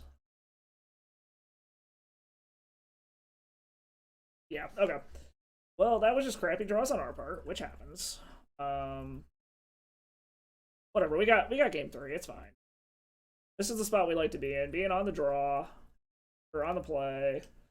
That being said, is there anything else I want to bring in? I don't think so. Debating if I want to bring in Progenitus, but I don't know what I would take out. Maybe bring in Progenitus, get rid of Ignoble Hierarch. Try that. That way I just have a big dumb threat they cannot deal with if I resolve it.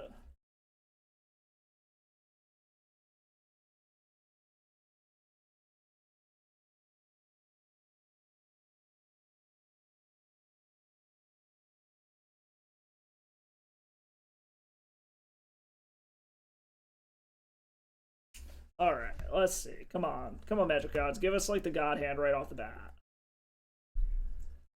So this is actually pretty close.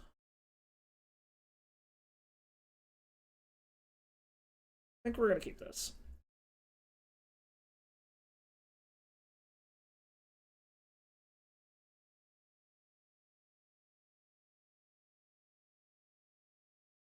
It's a little awkward, though, we don't have actual blue mana. So there is a world where we just get got by a Blood Moon. But there is a lot of upside to this hand.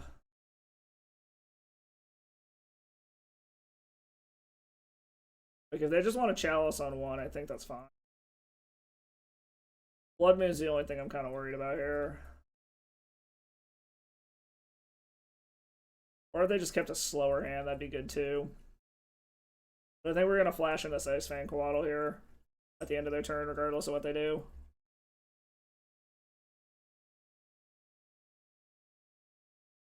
Okay, that's actually super good for us. That is super, super good for us. The fact that they're going slow. We are going to flash in this Ice Fang Coatl, though.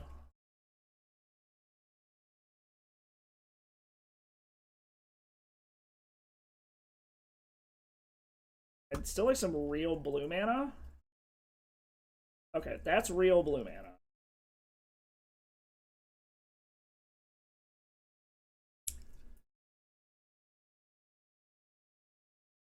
We'll get this down to shut off their artifact mana. This also guarantees us that we can actually play the front side of Uro. If they Blood Moon, we're never going to escape it, but...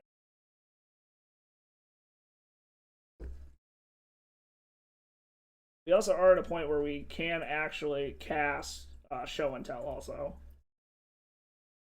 If we get it.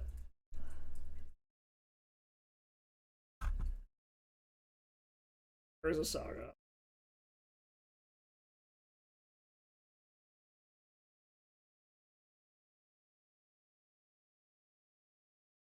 Caves of Chaos Adventure, that is problematic. So we really do need a payoff. Need like a show and tell, like now, because that thing's gonna be a problem. I mean, granted, we do get to get the initiative back also, because we're guaranteed to get the initiative back, which is nice. The Dryad Arbor. We're basically just gonna be trading the initiative back and forth is the awkward part. Well, let's go get the initiative. We'll go grab our other basic island.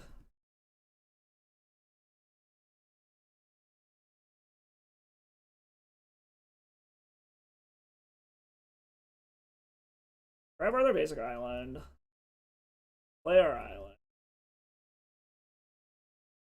Let's go ahead and just play this. Oops. Don't help if I tap the mana correctly. There we go.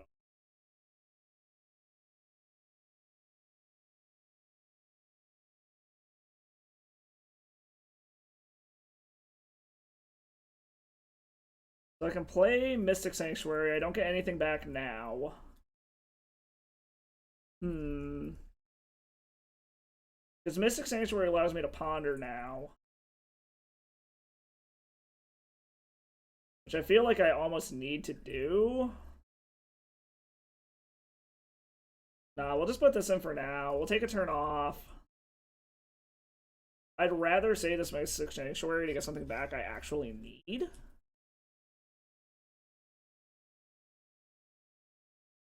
They can also swack us for 5. I mean, that's gonna happen. I don't think there's anything we can do about it. Hopefully they're like pinched on mana and they're trying to make sure they can make this Urza Saga token. Sandstone Needle, so they could play that this turn. That's trample, there's no point in trying to block it.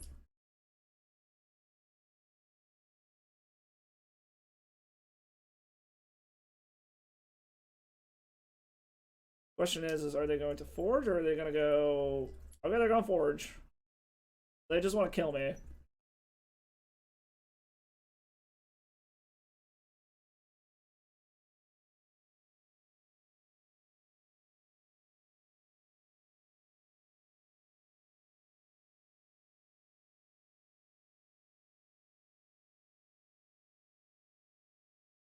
So I need this Ponder to be good. So we are going to swing in first so we get the initiative so we can scry. Or we Ponder.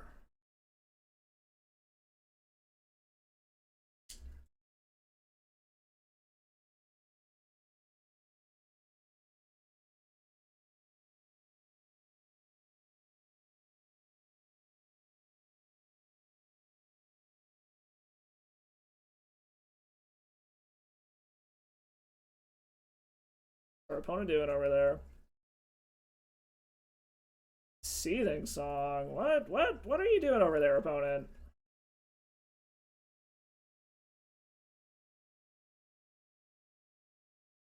Alright, making a dude into a Fable. Okay, so we very, very much need to... We need to hit something good off of these draws. You know, Ice-Fang Quaddle isn't terrible. Let's start off with scrying.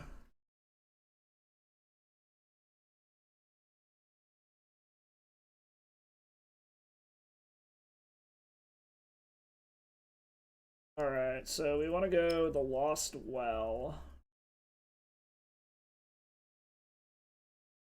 Show and Tell Flusterstorm.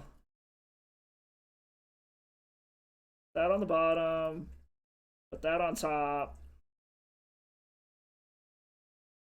Ponder. And just hope... Ooh, okay, Brazen Borrower isn't bad.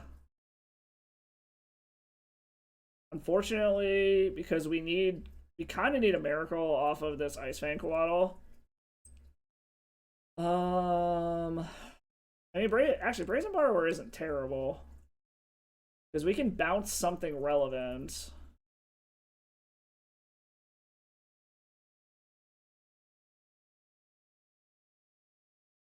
Actually, do we want to keep the Brazen Borrower? But then we know we're not drawing anything. Which is unfortunate.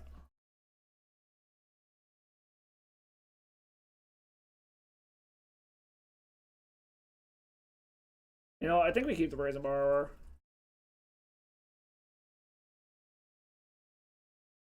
Hope they don't have anything too crazy over there.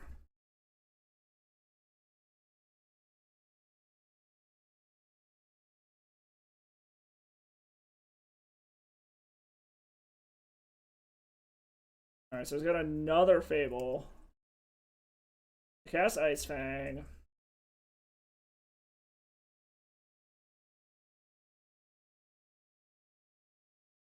Clear land for turn. You get back Ponder.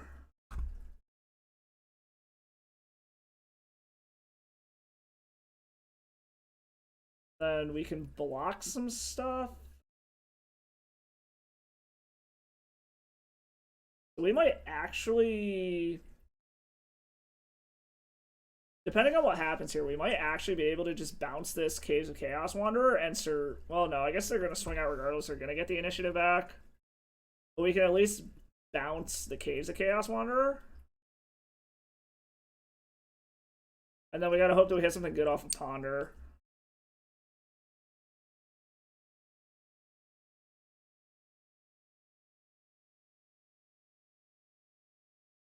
What does Archive do? Arena goads a creature. So basically we're going to be going down to creating a treasure token, which is kind of useless at this point. Not exactly what you want to see.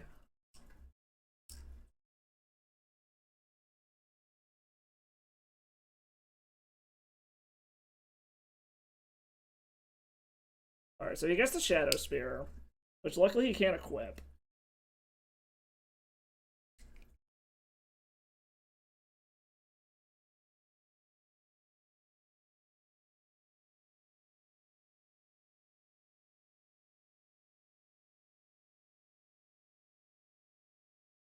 Chuck the Cortifier, chuck the whatchamacallit.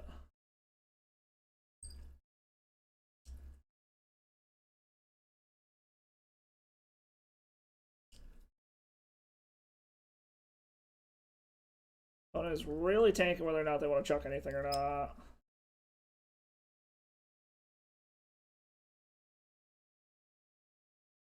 So I think what we are going to do is we're going to bounce this Caves of Chaos Adventurer. Hopefully they don't have the mana to make it work. What is this? You can play it until this turn?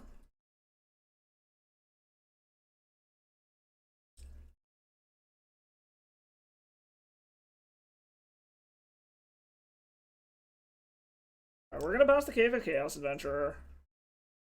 We're going to block the Construct token. We're going to lose the initiative. So we are taking a bunch. But all these extra treasures aren't going to do anything.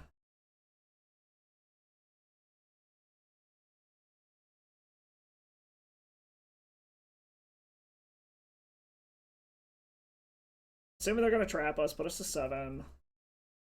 So basically we just need this Ponder to be good.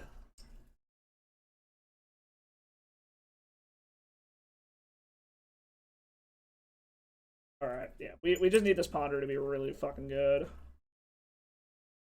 Alright, Ponder. Be good to us. Oh, fuck.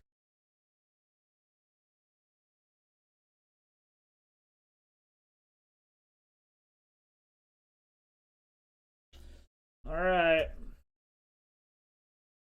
Come on, sound good. Ugh, Force a Will? Fuck. Archive. A card.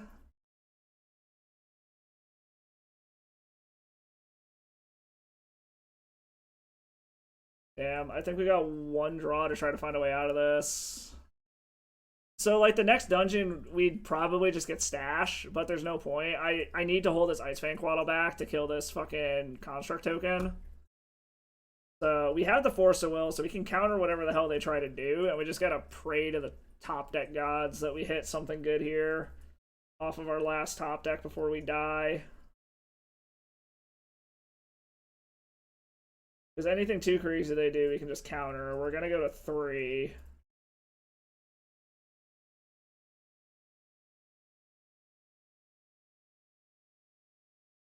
This is the unfortunate part about having a deck that is a lot of cantrips and stuff, is that sometimes you're just stuck with nothing to do. You just don't find your payoff.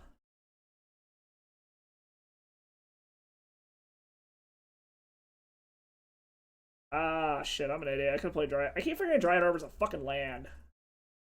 Okay, well, we're countering Roiling Vortex because we're not going to die to that.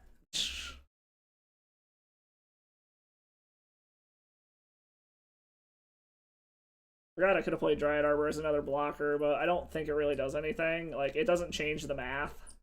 We're still just going to die in another turn. So it all just comes down to what do we top deck here. Which, I mean, that's how Magic plays out sometimes. Alright, well, let's kill this fucking thing. Now we can also at least cast our Brazen Borrower. Not that it's gonna really do anything, but we can cast it.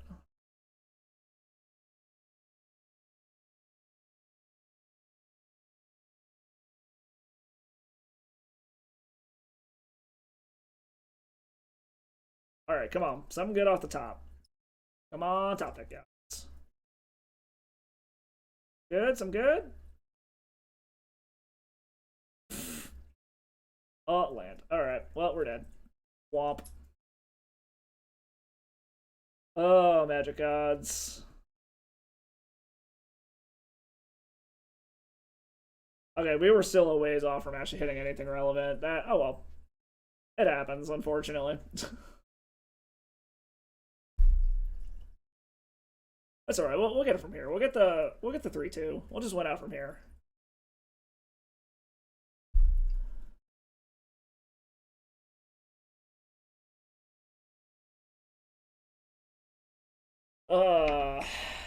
Yeah, and like I said, this is the one bad thing about like omniscient show and tell decks is sometimes you have everything set up and then you just that happens. You don't find your payoff. And that's the reason why I took a break from these decks like 2 or 3 years ago, is because it just started happening way too often and I was getting frustrated with it. But like I said, this deck definitely has potential. I do not think this is the final version of it by any means. It definitely could use some tuning. I might screw around with it a bit myself just because it has been fun. Number one change I would do is I'd get rid of the Ignoble Hierarch and just put another Hierarch, like a normal one. Like I said at the beginning of the stream, I understand why it's in there, so you can hard cast Atraxa if you're ever in a position where you have to, and I have done that, but it was once, and it was the weirdest attrition battle I've ever seen in a game of Magic, where we were both just like top decking land after land after land after we had fought over the stack.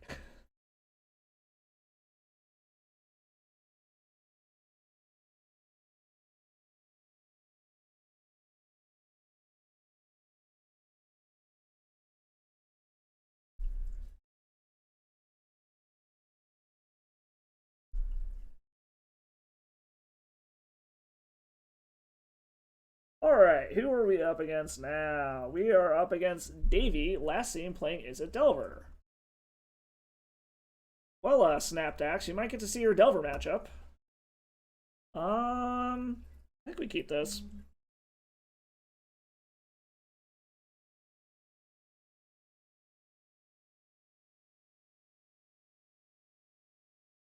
I'm a little irrationally scared of them just fucking, stifling this, which is why I'm fetching out a basic now. Because I have been in a position where they've done that before. This is all hot garbage. I don't want any of it. And we drew an Atraxa anyways. It's Swear to God, the shuffler today has just been so weird. I'll bottom something, or I'll shuffle it away, and then I draw it. Okay, it's the Delver matchup. You should be happy, Snapdax. I don't like Dryad Arbor being my land, but we're gonna go ahead and play it. It's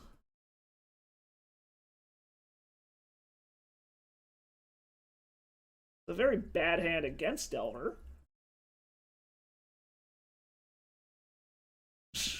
Wasteland! Secretly a lightning bolt, for those of you who don't know. Another fucking Delver.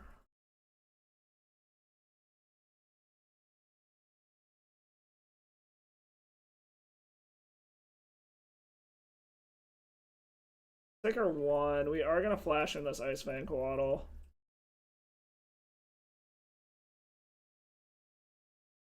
So at least they don't have any counter magic at the moment. So if we just draw some land.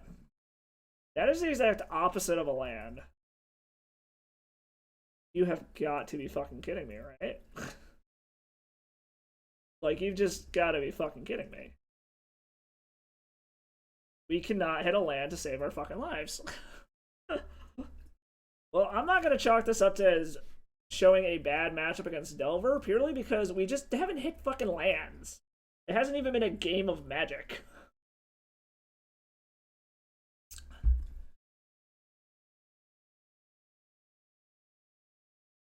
Alright, so that's Jeskai Delver. Oh, it's Jeskai Stoneblade? Or did Jeskai Delver play this? Yeah, I don't have a way to deal with the Cauldron. We're just gonna concede here, because we know we're not drawing lands for another couple of turns. So they're gonna get this Cauldron down. I probably should have Force of Willed it, but I just wasn't thinking. Alright. Carpet of Flowers in, Veil of Summers in, Sylvan Library in, Force of Wills out.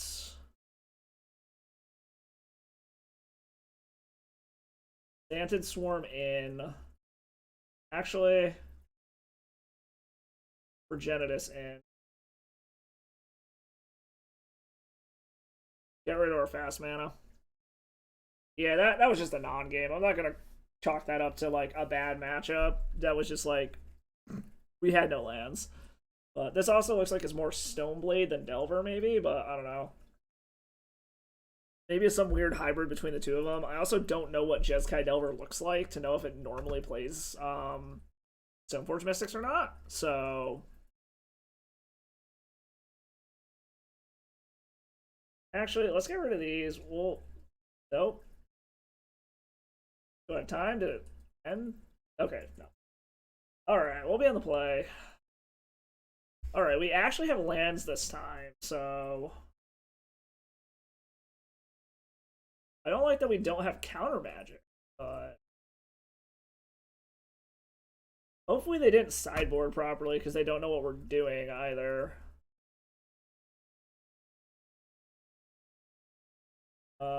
Grab a basic so they can't wasteland it. Go grab Dryad Arbor and hope it doesn't die. A Force of Will would be nice. That way we can chuck one of these Omniscience to a Force of Will.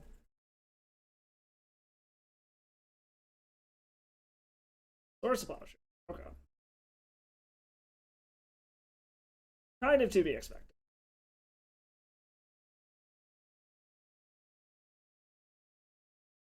Alright.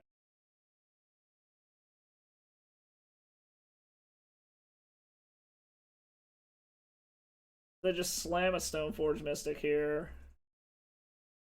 Hopefully that means they don't have counter magic. This looks like a Stoneforge Mystic. Okay, so it is just Stoneblade, so that's a... They're just slamming an Umezawa's Jit. Which is interesting. Oh wait, no, I took my Force Wills out, right? No. Yeah, we're gonna wait a turn. Oh, shit. They have 6th. Fuck. We'll check them next turn when we fetch. See if they're fucking... Oh, fuck. They're... Okay. Well, I guess we're gonna see if they're F6 next turn. again. Because we're gonna fetch first and see what happens.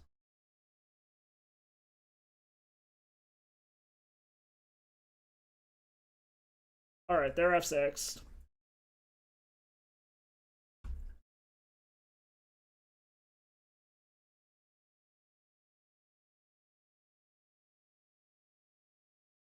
Alright, thank fucking God. Alright, they put Cauldron to play, which is, I guess, okay.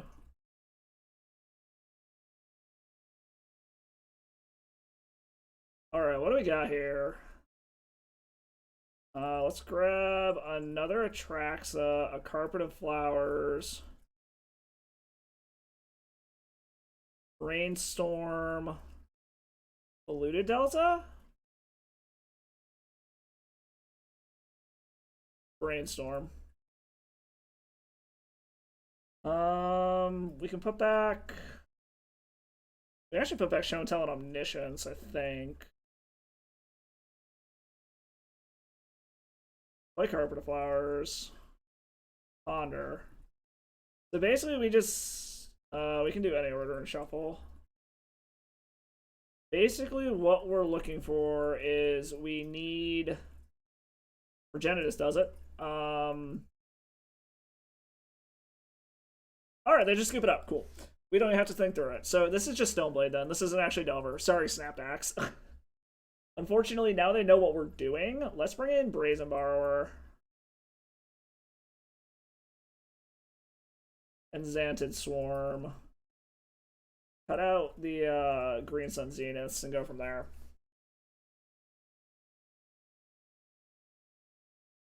That's what I was trying to do last time, but I didn't do it quick enough.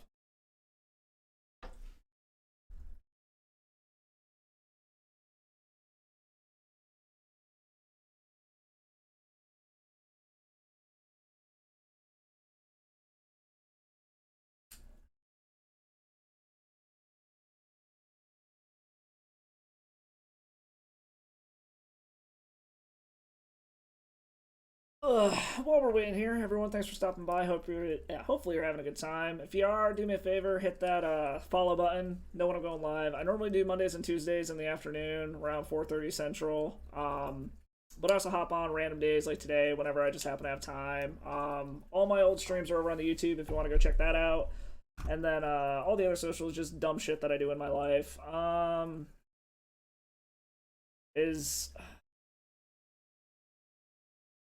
This has so much potential, but it's a one-lander, so I'm kind of iffy about it. It also has no protection. I think we gotta ship this. This is kind of the same situation here. I should have kept that first fucking hand.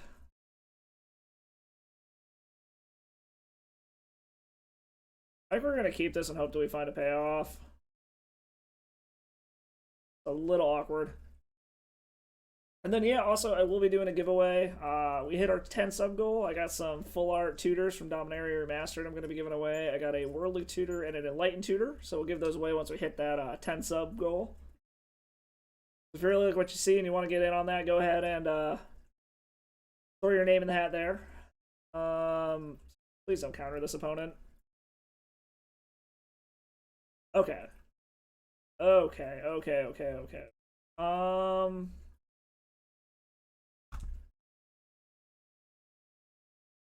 Let's put Luster, Veil, Misty. We'll draw the Misty, so we have the lands we need, and we can fetch away that Flusterstorm now. Or we can just draw it if we want to try to be safe. I have a bad feeling this is probably just going to be like a slam of whatchamacallit. Yeah, I have a feeling this is Stoneforge Mystic? Meddling Mage. Okay. I don't actually think I have a way to kill that. I'm assuming they're going to name Show and Tell. Yep, Show and Tell. Okay. So I don't actually have a way to kill that, which is annoying, but not the end of the world. We draw a Veil. I guess we're kind of on the natural order plan now. Either that or we need to be able to bounce it with Brazen Borrower and then go off.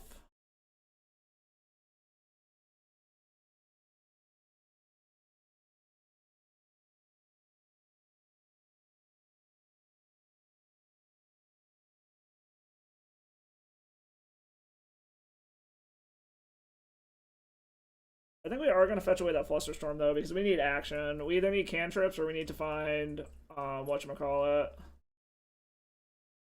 Oh, there's a Stoneforge Mystic. Kind of need to find a natural order. Because we are on a motherfucking clock.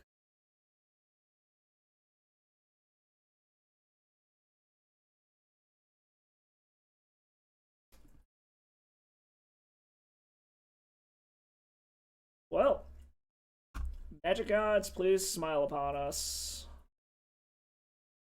We are going to go ahead and grab a basic, though. Just to be safe. We have seen Wasteland out of this opponent. Okay, that helps get us toward where we need to be. Actually, probably should have just fucking swung in first. But oh well.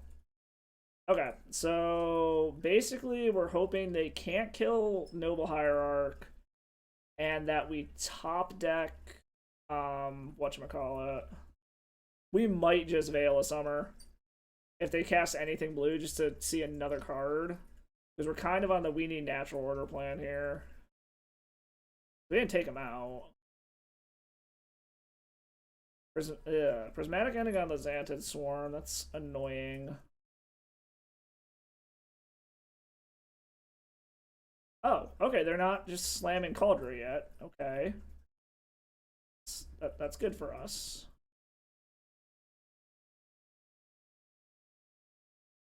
But this makes me think they have counter magic, which is a little concerning. There's the show and tell that I can't cast. So now we need Brazen Borrower to be able to bounce the Meddling Mage end of their turn to be able to show and tell.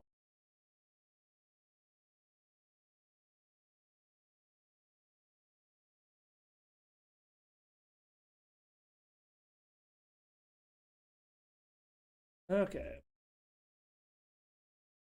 Okay, they're still... Okay. Interesting choice.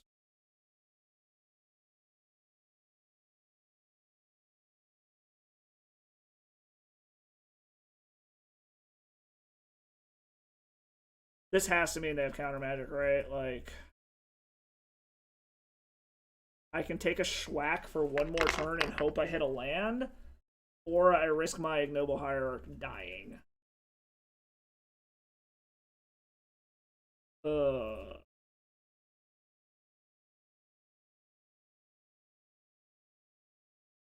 if they do kill the Ignoble Hierarch, I have nothing to sacrifice a natural order. I think we gotta go for it. Sucks, but it also sucks that Progenitus is in hand.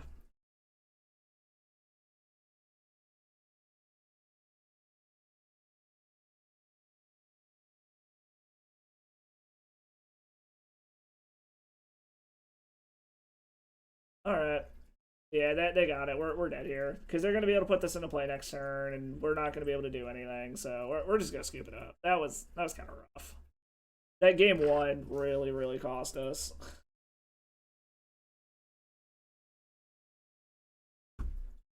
Womp. That's alright. We can get half of our entry back, I guess. I mean, it's kind of to be expected with this kind of deck that shit like this happens, unfortunately. But...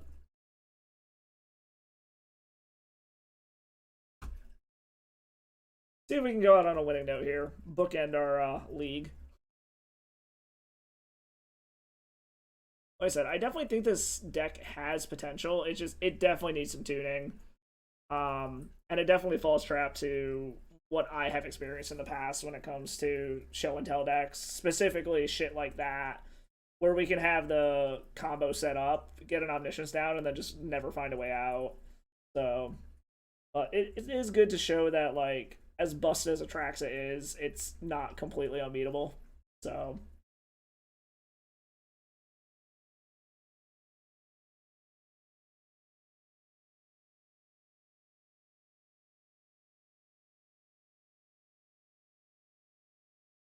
alright, here we go. Final matchup up against Whoop Orc. Last seen playing some kind of Jeskai deck.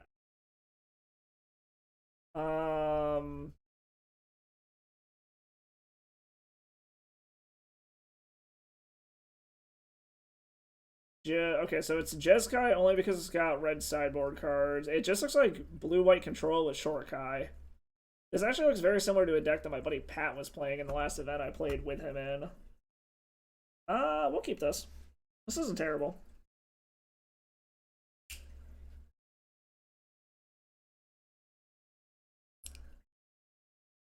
This guy's really on Jeskai control. This is going to be a slog of a matchup.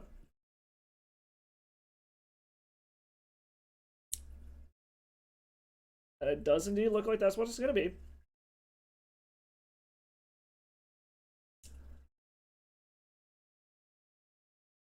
Right, so the big part here is waiting for our opening. Or just waiting until we have counter magic and then just slamming shit.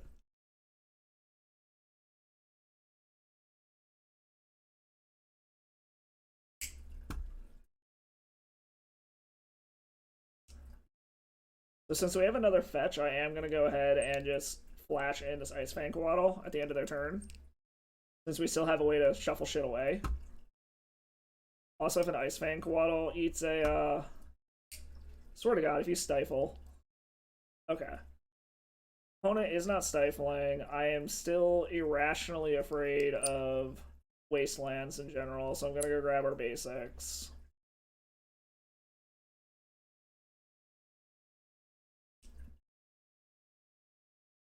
Okay, that resolves. Go Brainstorm. Not bad. Not bad at all. Let's Brainstorm. See what we get. I like this a lot, but we need to wait.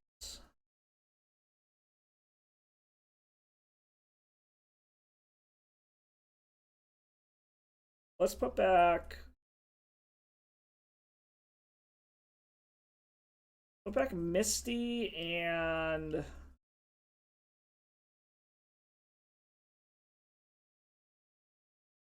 I'll put back Misty and the Windswept Heath.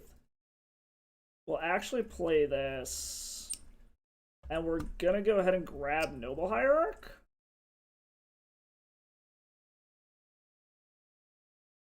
See if we can bait a counter out with this. This also means more damage. So...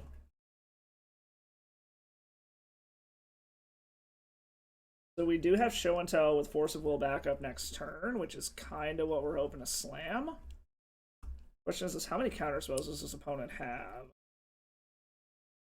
They have Dovin's Veto and Force of Will main deck. And that's it. So we do need to be... They don't have Daze, which is nice. They don't have actual counterspell, which is nice. So we just need to be cognizant if they leave up 2 mana. Because if they leave up 2 mana with a blue and a white, then we might be in trouble. Because that means Dovin's Veto. Which our Force of Will does not help.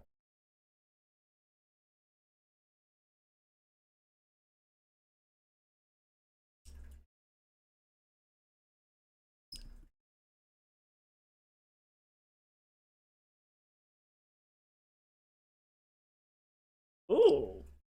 Okay, so maybe they're on Esper something. They're not actually on what they were showing. Again, we have shuffled this away how many fucking times now? Okay, the question is how many counter spells do they have? We might still be better off just going for it. Or do we want to try to bait a counter out with Uro and increase our cards? I'm trying to figure out where our best opportunity to do this is going to be. Yeah, let's play Uro. Try this out.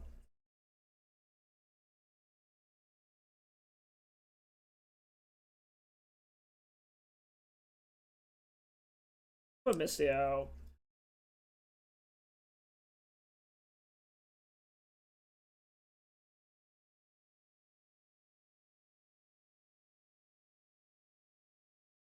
Cycling a Shark Typhoon. Okay. So they're apparently playing like the same deck that they have, just they have black instead of red. I wonder what they're testing the black out for. Or does their version actually have that? No. The version I see doesn't have it. Narset's... Is Narset a problem? Yes.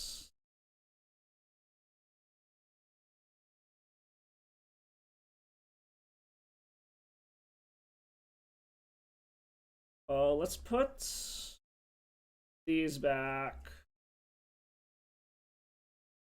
We can pitch our redundant omniscience.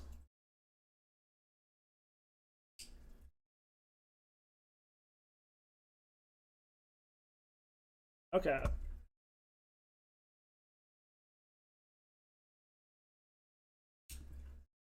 Alright, staying back.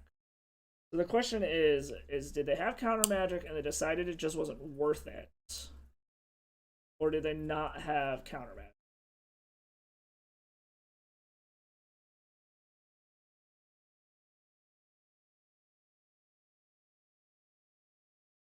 Okay, so what we could do is go fetch a land, play Misty, get Force of Will back so we know we're getting Force of Will.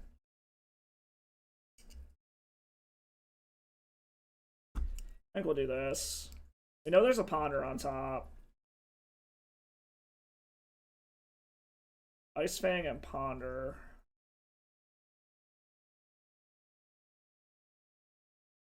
We will draw the Ice Fang. I think we're better off playing the slow but steady game here.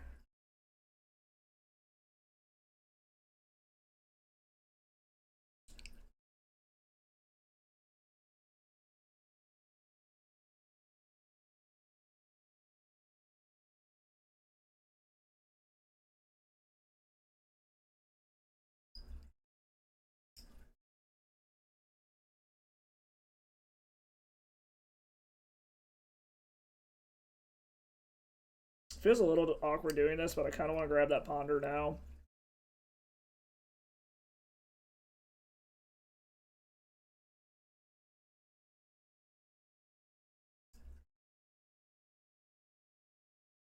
Alright,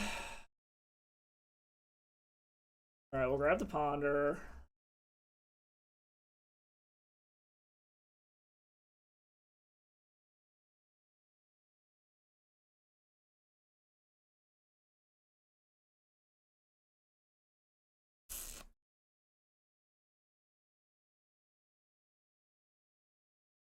So I'm in a position where I actually could get Uro back next turn.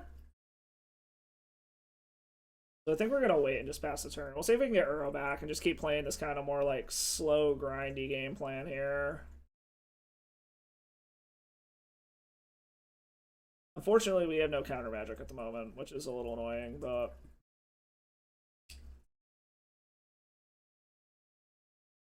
Alright, play Shorkai. Draw 2, discard 1. Make a pilot. Okay.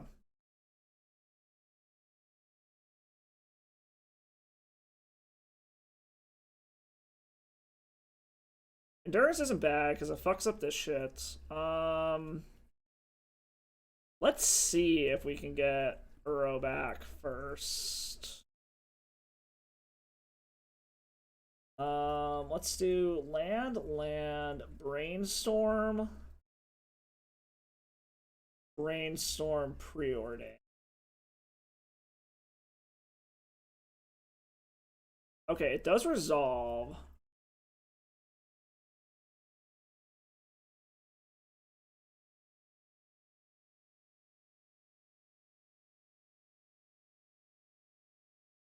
Draw a card.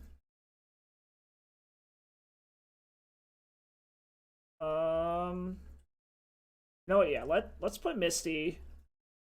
Oh, fuck. Shit. I forgot I need to fetch first. I'm an idiot. Play land. I'm stupid, it's fine.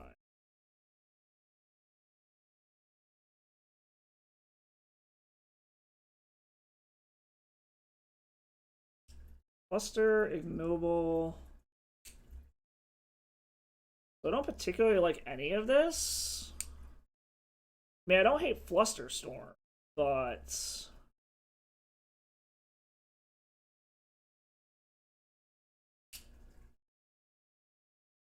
yeah, let's. Okay, we'll grab Flusterstorm. We can shuffle it away. All right, pick your poison opponent. All right. So the question is do they have like Terminus and shit? Theoretically, they have Humility and Supreme Verdicts. The Supreme Verdict is something I'll have to think about.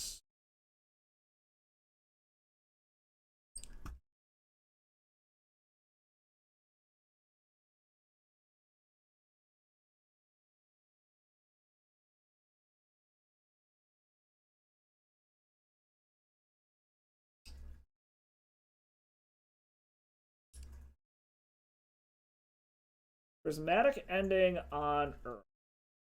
Okay. I suppose that's fine. Real? I guess it can make a blocker if they want to, but I don't think that's going to particularly matter. Alright. So hopefully we draw something good. So we've got...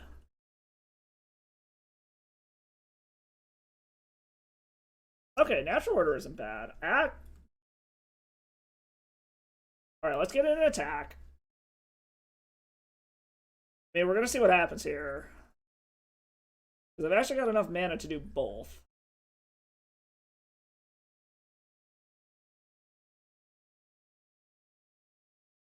They're just going to eat it.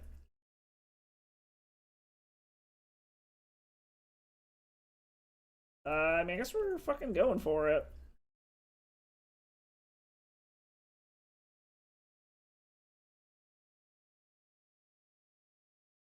Okay.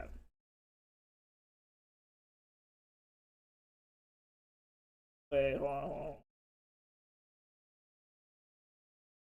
Since that's for free, this would be 2 spells before it, 3 of them targeted at Force of Will. They can still pay for it. What did they pitch? They pitched a Supreme Verdict. Okay. So now we just go for the other one. I hope they don't have another counter.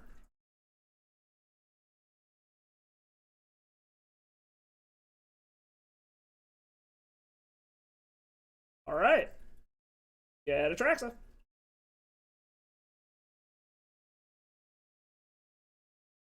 What do we want here?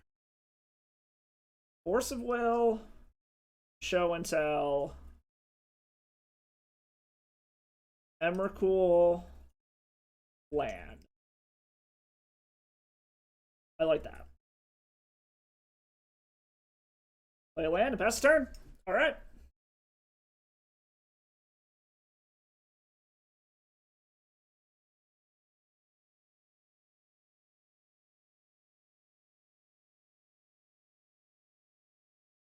I will make a note, though, for anyone who has not seen this yet, Atraxa is actually bugged on MTGO. It does not... Oh, shit, they fixed it. It didn't show what they picked before. They actually fixed it. Cool.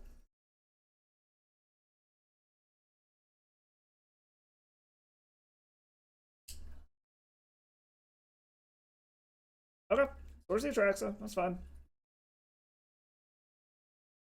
I'm still in a commanding position, and they're low on mana.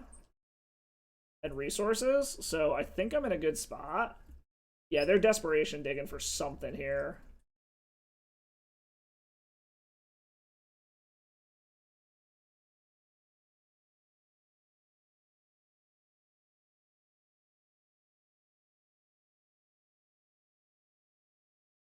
Here's what they've been chucking here.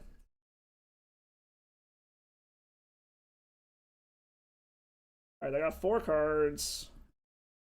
Dovin's Veto is a potential problem.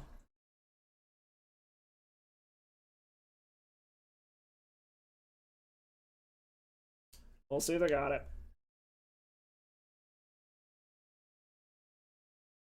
Alright, oh, well, fuck. That's another show and tell? Okay.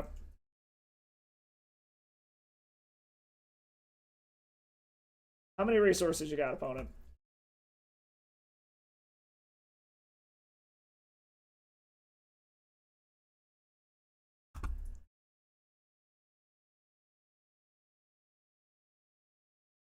Yeah, can't counter that. They can't solitude it, but they can't counter it.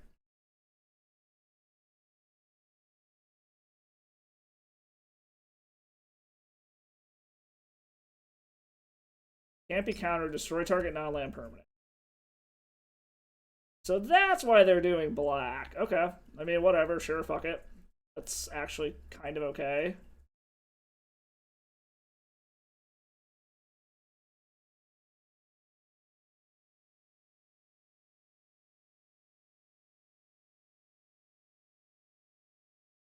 Let's see here. So I can still flash in endurance.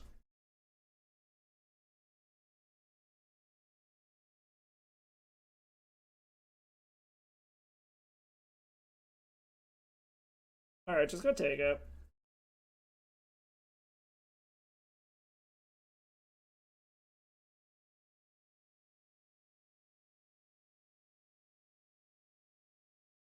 They do have a lot of shit to sack, which is kind of a problem, but we will take the brainstorm. We don't want anything else there, so we know what 2 of them are, and we know that they're useless-ish. So I think we're gonna fetch now, just to shuffle them away, because we know we don't want them.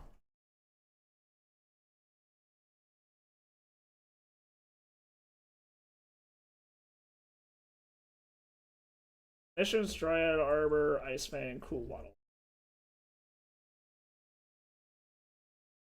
Yeah, we can throw those back. Get in, attack. Make him sacrifice a bunch of shit.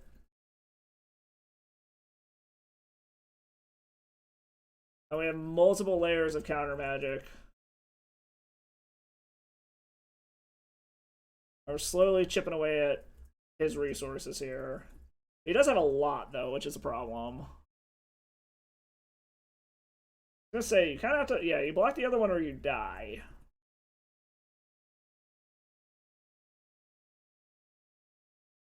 Goes to 4.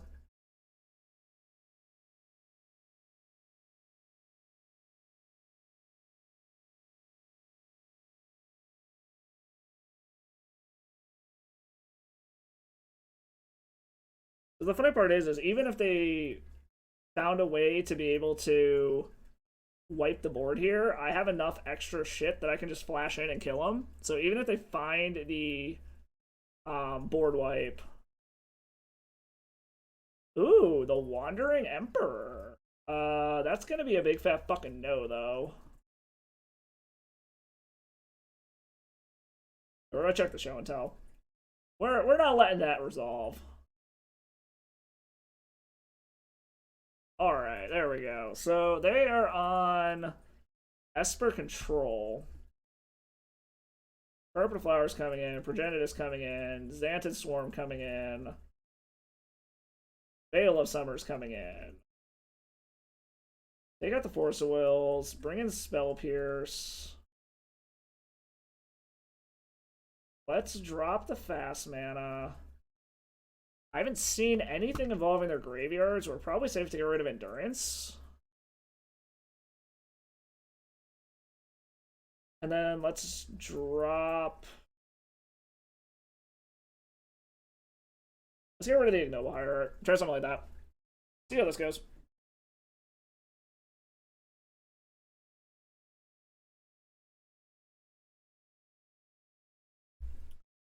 We cannot keep this.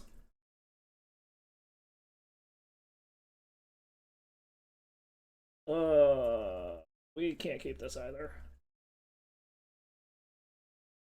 Alright, this will keep. Put Omniscience back.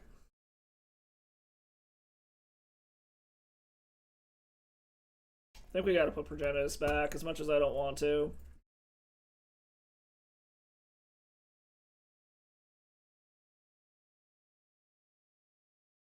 So they're a 3-color deck. I haven't seen Wasteland out of them yet, so I might be being irrationally scared of Wasteland.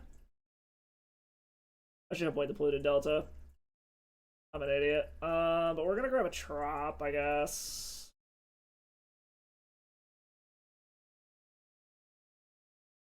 Ice Fang and another Trop. I don't hate either of these.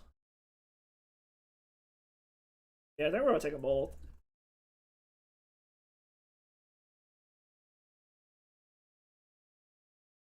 We already saw that if we can get a good...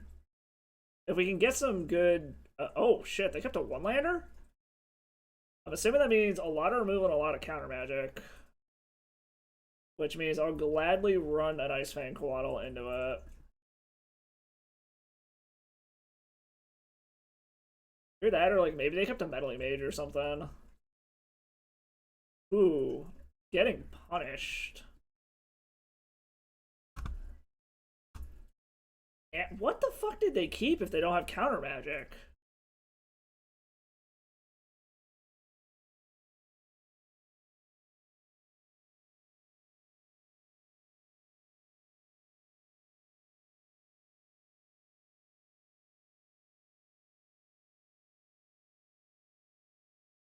Now this is gonna make them think twice before playing islands too, which will help.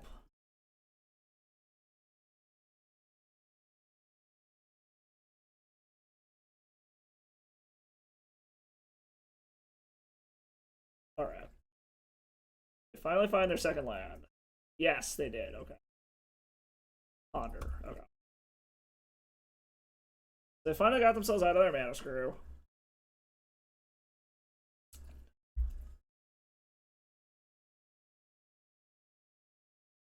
Not doing anything else yet.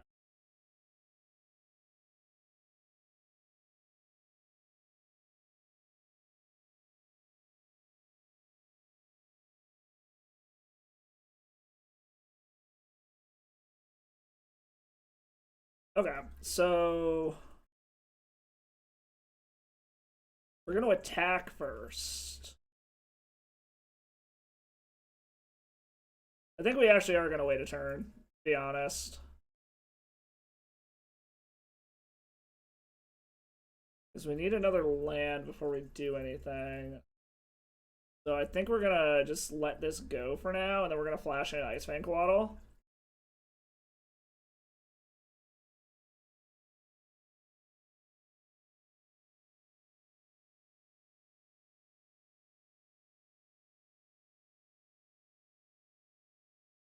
Because we know Emrakul's next up, so we're gonna fetch away the Emrakul. I totally forgot that we knew what was on top. Double white, that's interesting.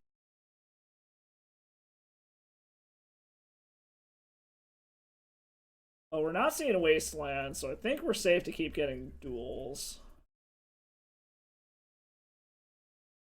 What are we gonna hit here?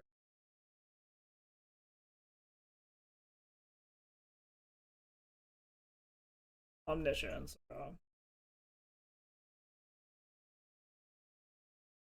Okay, I don't hate Sylvan Library. Because this will help us smooth our draws.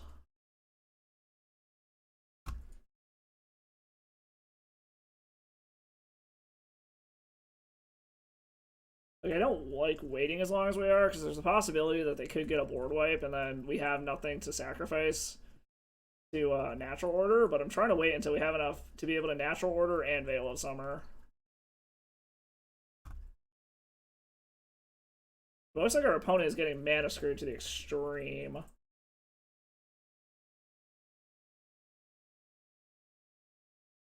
guess the question is going to be is how many counter spells does our opponent have? What? Staff of the Storyteller. When it enters the battlefield, create a 1/1 white sphere creature token with flying. Whenever you create one or more creature tokens, put a story counter on it. Remove a story counter and draw a card. Okay, this is a card I've never seen play. I mean, it looks interesting. They are tapped out, though.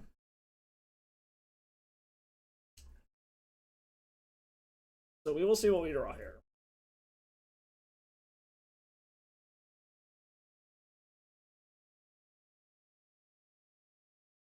Ooh.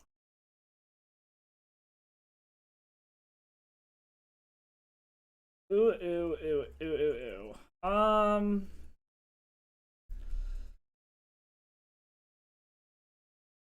We can put Spell Pierce back on top.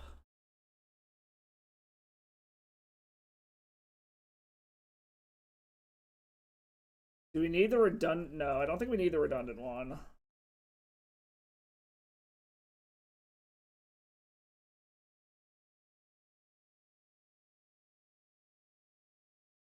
Alright. I mean, I guess we're gonna go for it. See how many counter spells he has.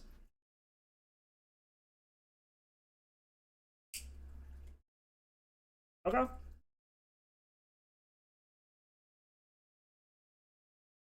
many counter spells you got, opponent? Apparently not enough. Ooh, humility. Okay. Okay. It's just a 1/1.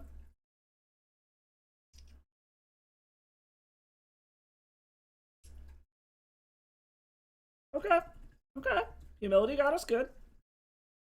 I don't think I brought anything in to stop humility. Oh, because Brazen Borrower and Force of Vigor are in the sideboard. So we're basically just going to go through hoping that we can kill them.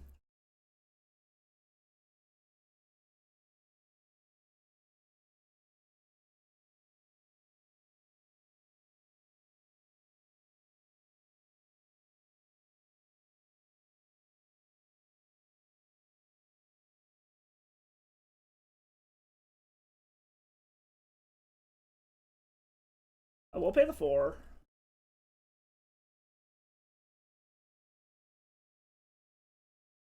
No, we're not going to use the ability. No, we're just going to hope that we can get there.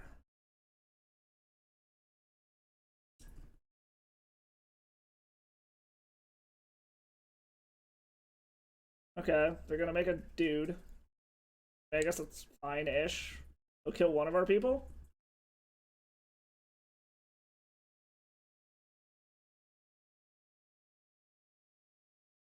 I do have a soft spot for humility as well.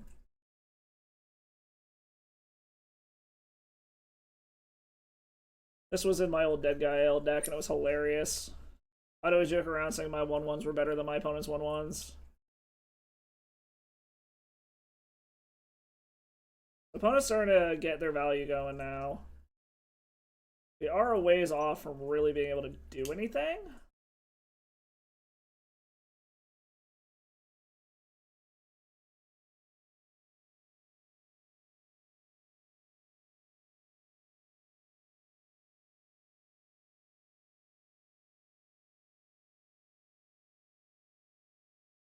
So I can Green Sun for something, but I don't know what's going to help me here.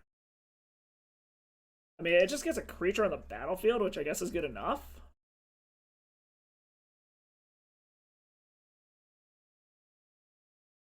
Oh yeah, I can actually just use this mana. Let's make green mana.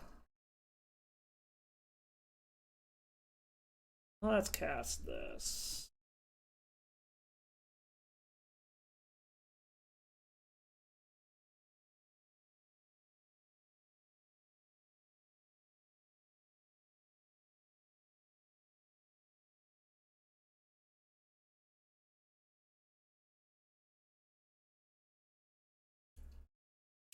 You might as well just grab Uro. Like, it's just gonna be a 1/1 anyways.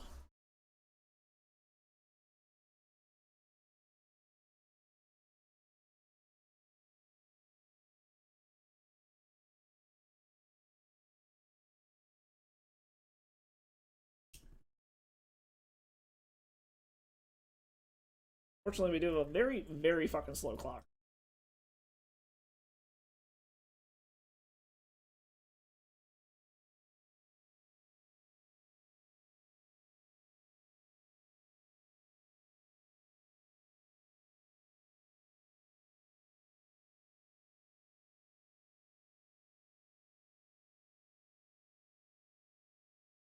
What are they doing?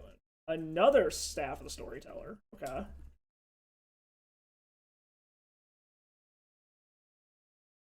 So they're just gonna try to clog the board so that I can't actually hit them. The sad part is I feel like we might be in a timeout situation here.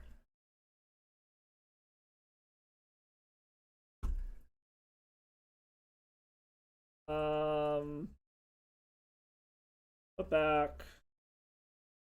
This is a funny little interaction with omniscience or with humility. If you've never seen this before, I still get the extra turn because it's a cast trigger, but it's a 1/1.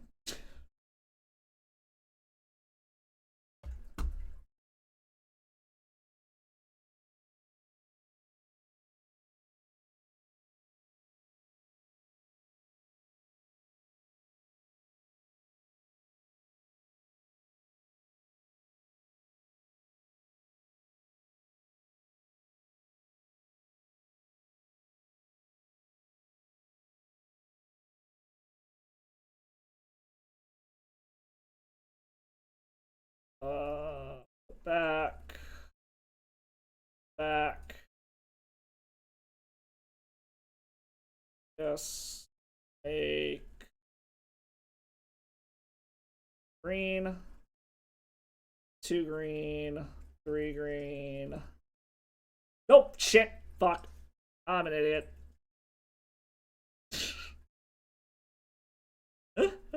I'm an idiot and I forgot to pay mana. I guess it didn't matter anyways.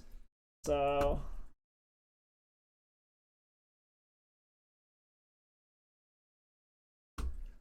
and keep getting in there.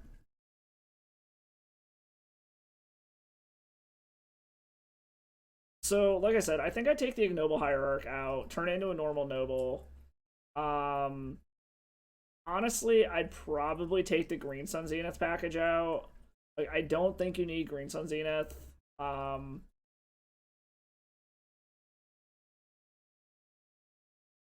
Turning into Stompy could be interesting. My only complaint with that would be the fact that you do have a lot of, like, multiple color mana intensive stuff. It's not the traditional Stompy 2 and a whatever sort of style casting cost, so I feel like actually casting some of our creatures would be hard. I think we're gonna time this one out, unfortunately, which sucks. Problem is like we're not losing. So yeah, doing something like that. I think maybe go up natural orders. I feel like I wanted those more often, so maybe swap the Green Sun Zenith for natural orders or something.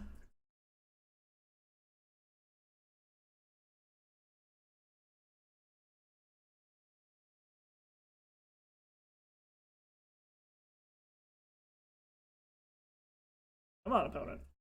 Other changes I would make. I really don't know outside of that. I'd have to look at the deck list some more. I feel like a lot of the sideboard choices are kind of wonky. Okay, well, we're just going to keep attacking them. There's something to be said about maybe just scooping up and just seeing if by some miracle I can get game 3, but I don't think I'm going to. Wandering Emperor. Yeah, we're just going to scoop up. We'll see if by some miracle we can win game 3 in 4.5 minutes. That way I can also bring in Answers to Humility. Alright. Bring in Brazen Borrower. Bring in Force of Vigor. You can take out the Green Sun Zeniths. So yeah, like, take out the Green Sun Zeniths. Go up more natural orders. Change the Ignoble Hierarch for another Noble Hierarch.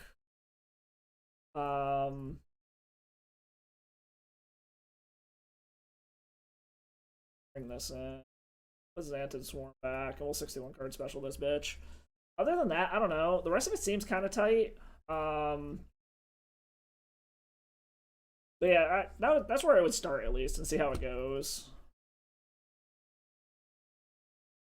Sure, we'll keep this.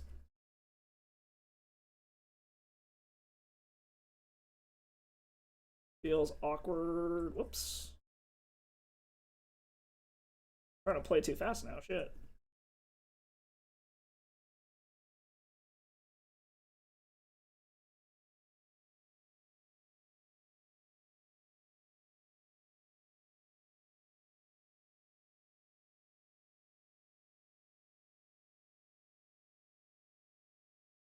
Put Omniscience back. Put a Brainstorm back.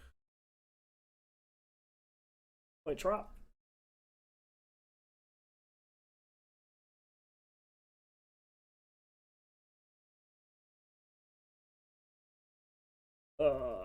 Sorry, not being chatty now. I got 4 minutes on the clock. I'm trying to fucking play as quickly as I can.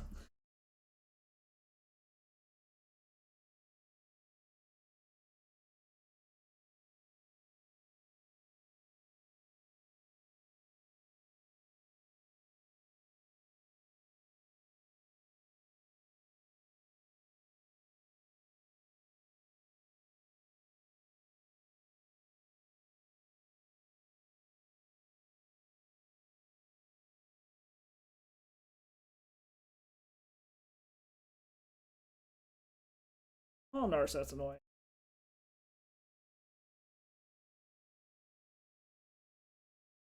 Womp. Oh well. But yeah, that's where I would start with this deck, is just make those changes, see how that goes.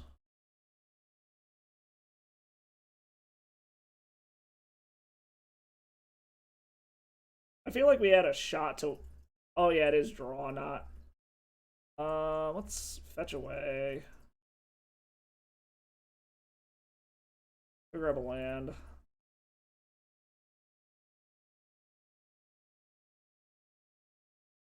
See if he down ticks and I can slam a Ice Fang Waddle to kill it. See what happens there. I feel like if we had time, we might have been in a position where we could have done something there, but I think we had a shot of winning that last one if we just had the time to do it. Problem is we definitely did not have time to keep playing.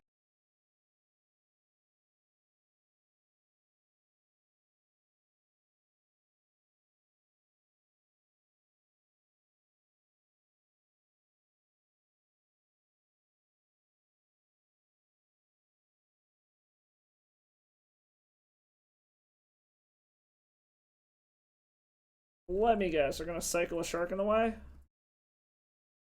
Oh, they're gonna let it go. Okay.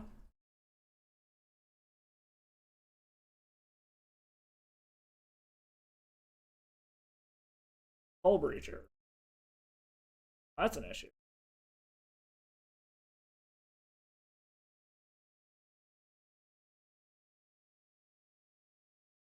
Into a Ponder, which doesn't do shit. Hull Breacher. You're killing me here. Alright, yeah, we're fucking dead. There's nothing we can draw that gets out of this. We know what's on top of our library. We're just dead. We're gonna concede here. Well, that was a little unfortunate. Like I said, I think that last game, if we had time on the clock, we probably could have done well. Being a 1-4, it looks bad, but the deck, honestly, it has potential. As you saw, we had some really clunky draws there. We kind of just fell into the trap of what happens when you play a Show and Tell Omniscience deck. Is we saw multiple times we had the Omniscience down, and we could cast whatever we wanted, and we just couldn't find a way to close it out. But yeah, we'll close the stream out here real quick. We'll open up some chests, and then I'll shoot you off to someone here. So let's have some fun opening some treasure chests real quick. Hopefully we hit something good. Ooh, fancy Jester's Cap. Too bad it seems like no fucking play whatsoever. What else we got here? I don't know, I'll mess around with this deck a bit. Ooh, fancy Grim Lavamancer. These chests have kind of been awful in terms of value, but we got 8 more. We'll see. Key to the City, Resurgent Belief, 5 play points. The most valuable parts of these chests have been the play points. 15 play points, Dramatic Entrance. Ooh, another cheat something big into play card. A bad version of it, but always a fun effect. Extraction Specialist. I know that's his play. I have no idea if it's worth anything, but I know it's his play. But yeah, I don't know. The sideboard also seems like it could use some tuning a bit. Ooh, Full Art Encroaching Mycosynth. I wonder if that's worth anything. It's a new rare, but I don't think that card does anything. It's like a one-sided Mycosynth Lattice. Exquisite Blood. If only this was... Oh no, Sanguine Blood's the expensive one in paper. Yeah, Grimlava Master is a good value card for like red-based control and burn decks and stuff. And the new art on it looks fucking sweet. I will admit that. Flame Blade Angel. This was like one of my first rares I ever had in paper. I started playing in paper around the Shadows over Innistrad era. Alright, let us close out on something good here. Come on. Alright, last one. Give us something good here, Chast. Come on. Go out on a high note. Give us something good. Oh, hey, look. It's Staff of the Storyteller. This looks familiar. It's a Fury Vortex. Okay, okay. Well, on that note, guys, I'm gonna head out. I'm gonna shoot y'all off to Strass Daddy if he's still live here, which it looks like he is. So, y'all have some fun over there. He's always on some kind of Punishing Maverick, something or other. Ooh, it's actually letting me raid today. That's a positive, but thanks for stopping by. If you haven't already and you like what you see, hit that follow button. Mondays and Tuesdays for sure, about 4:30 Central. Then other random days when I got time. Check out the YouTube for this stream and all the old ones. All the other socials, dumb shit I do in my life, random pictures, dorky puppy pictures of the pup Nahiri. And then, yeah, like I said, if you really like what you see, hit that sub button. You can use your free one from Prime if you happen to be a Prime subscriber. And once we hit 10 subs, we're going to go ahead and raffle away one of those Full Art Tutors. But on that note, thanks for stopping by, everybody. Hope you all had fun. I will catch you all next time. And as always,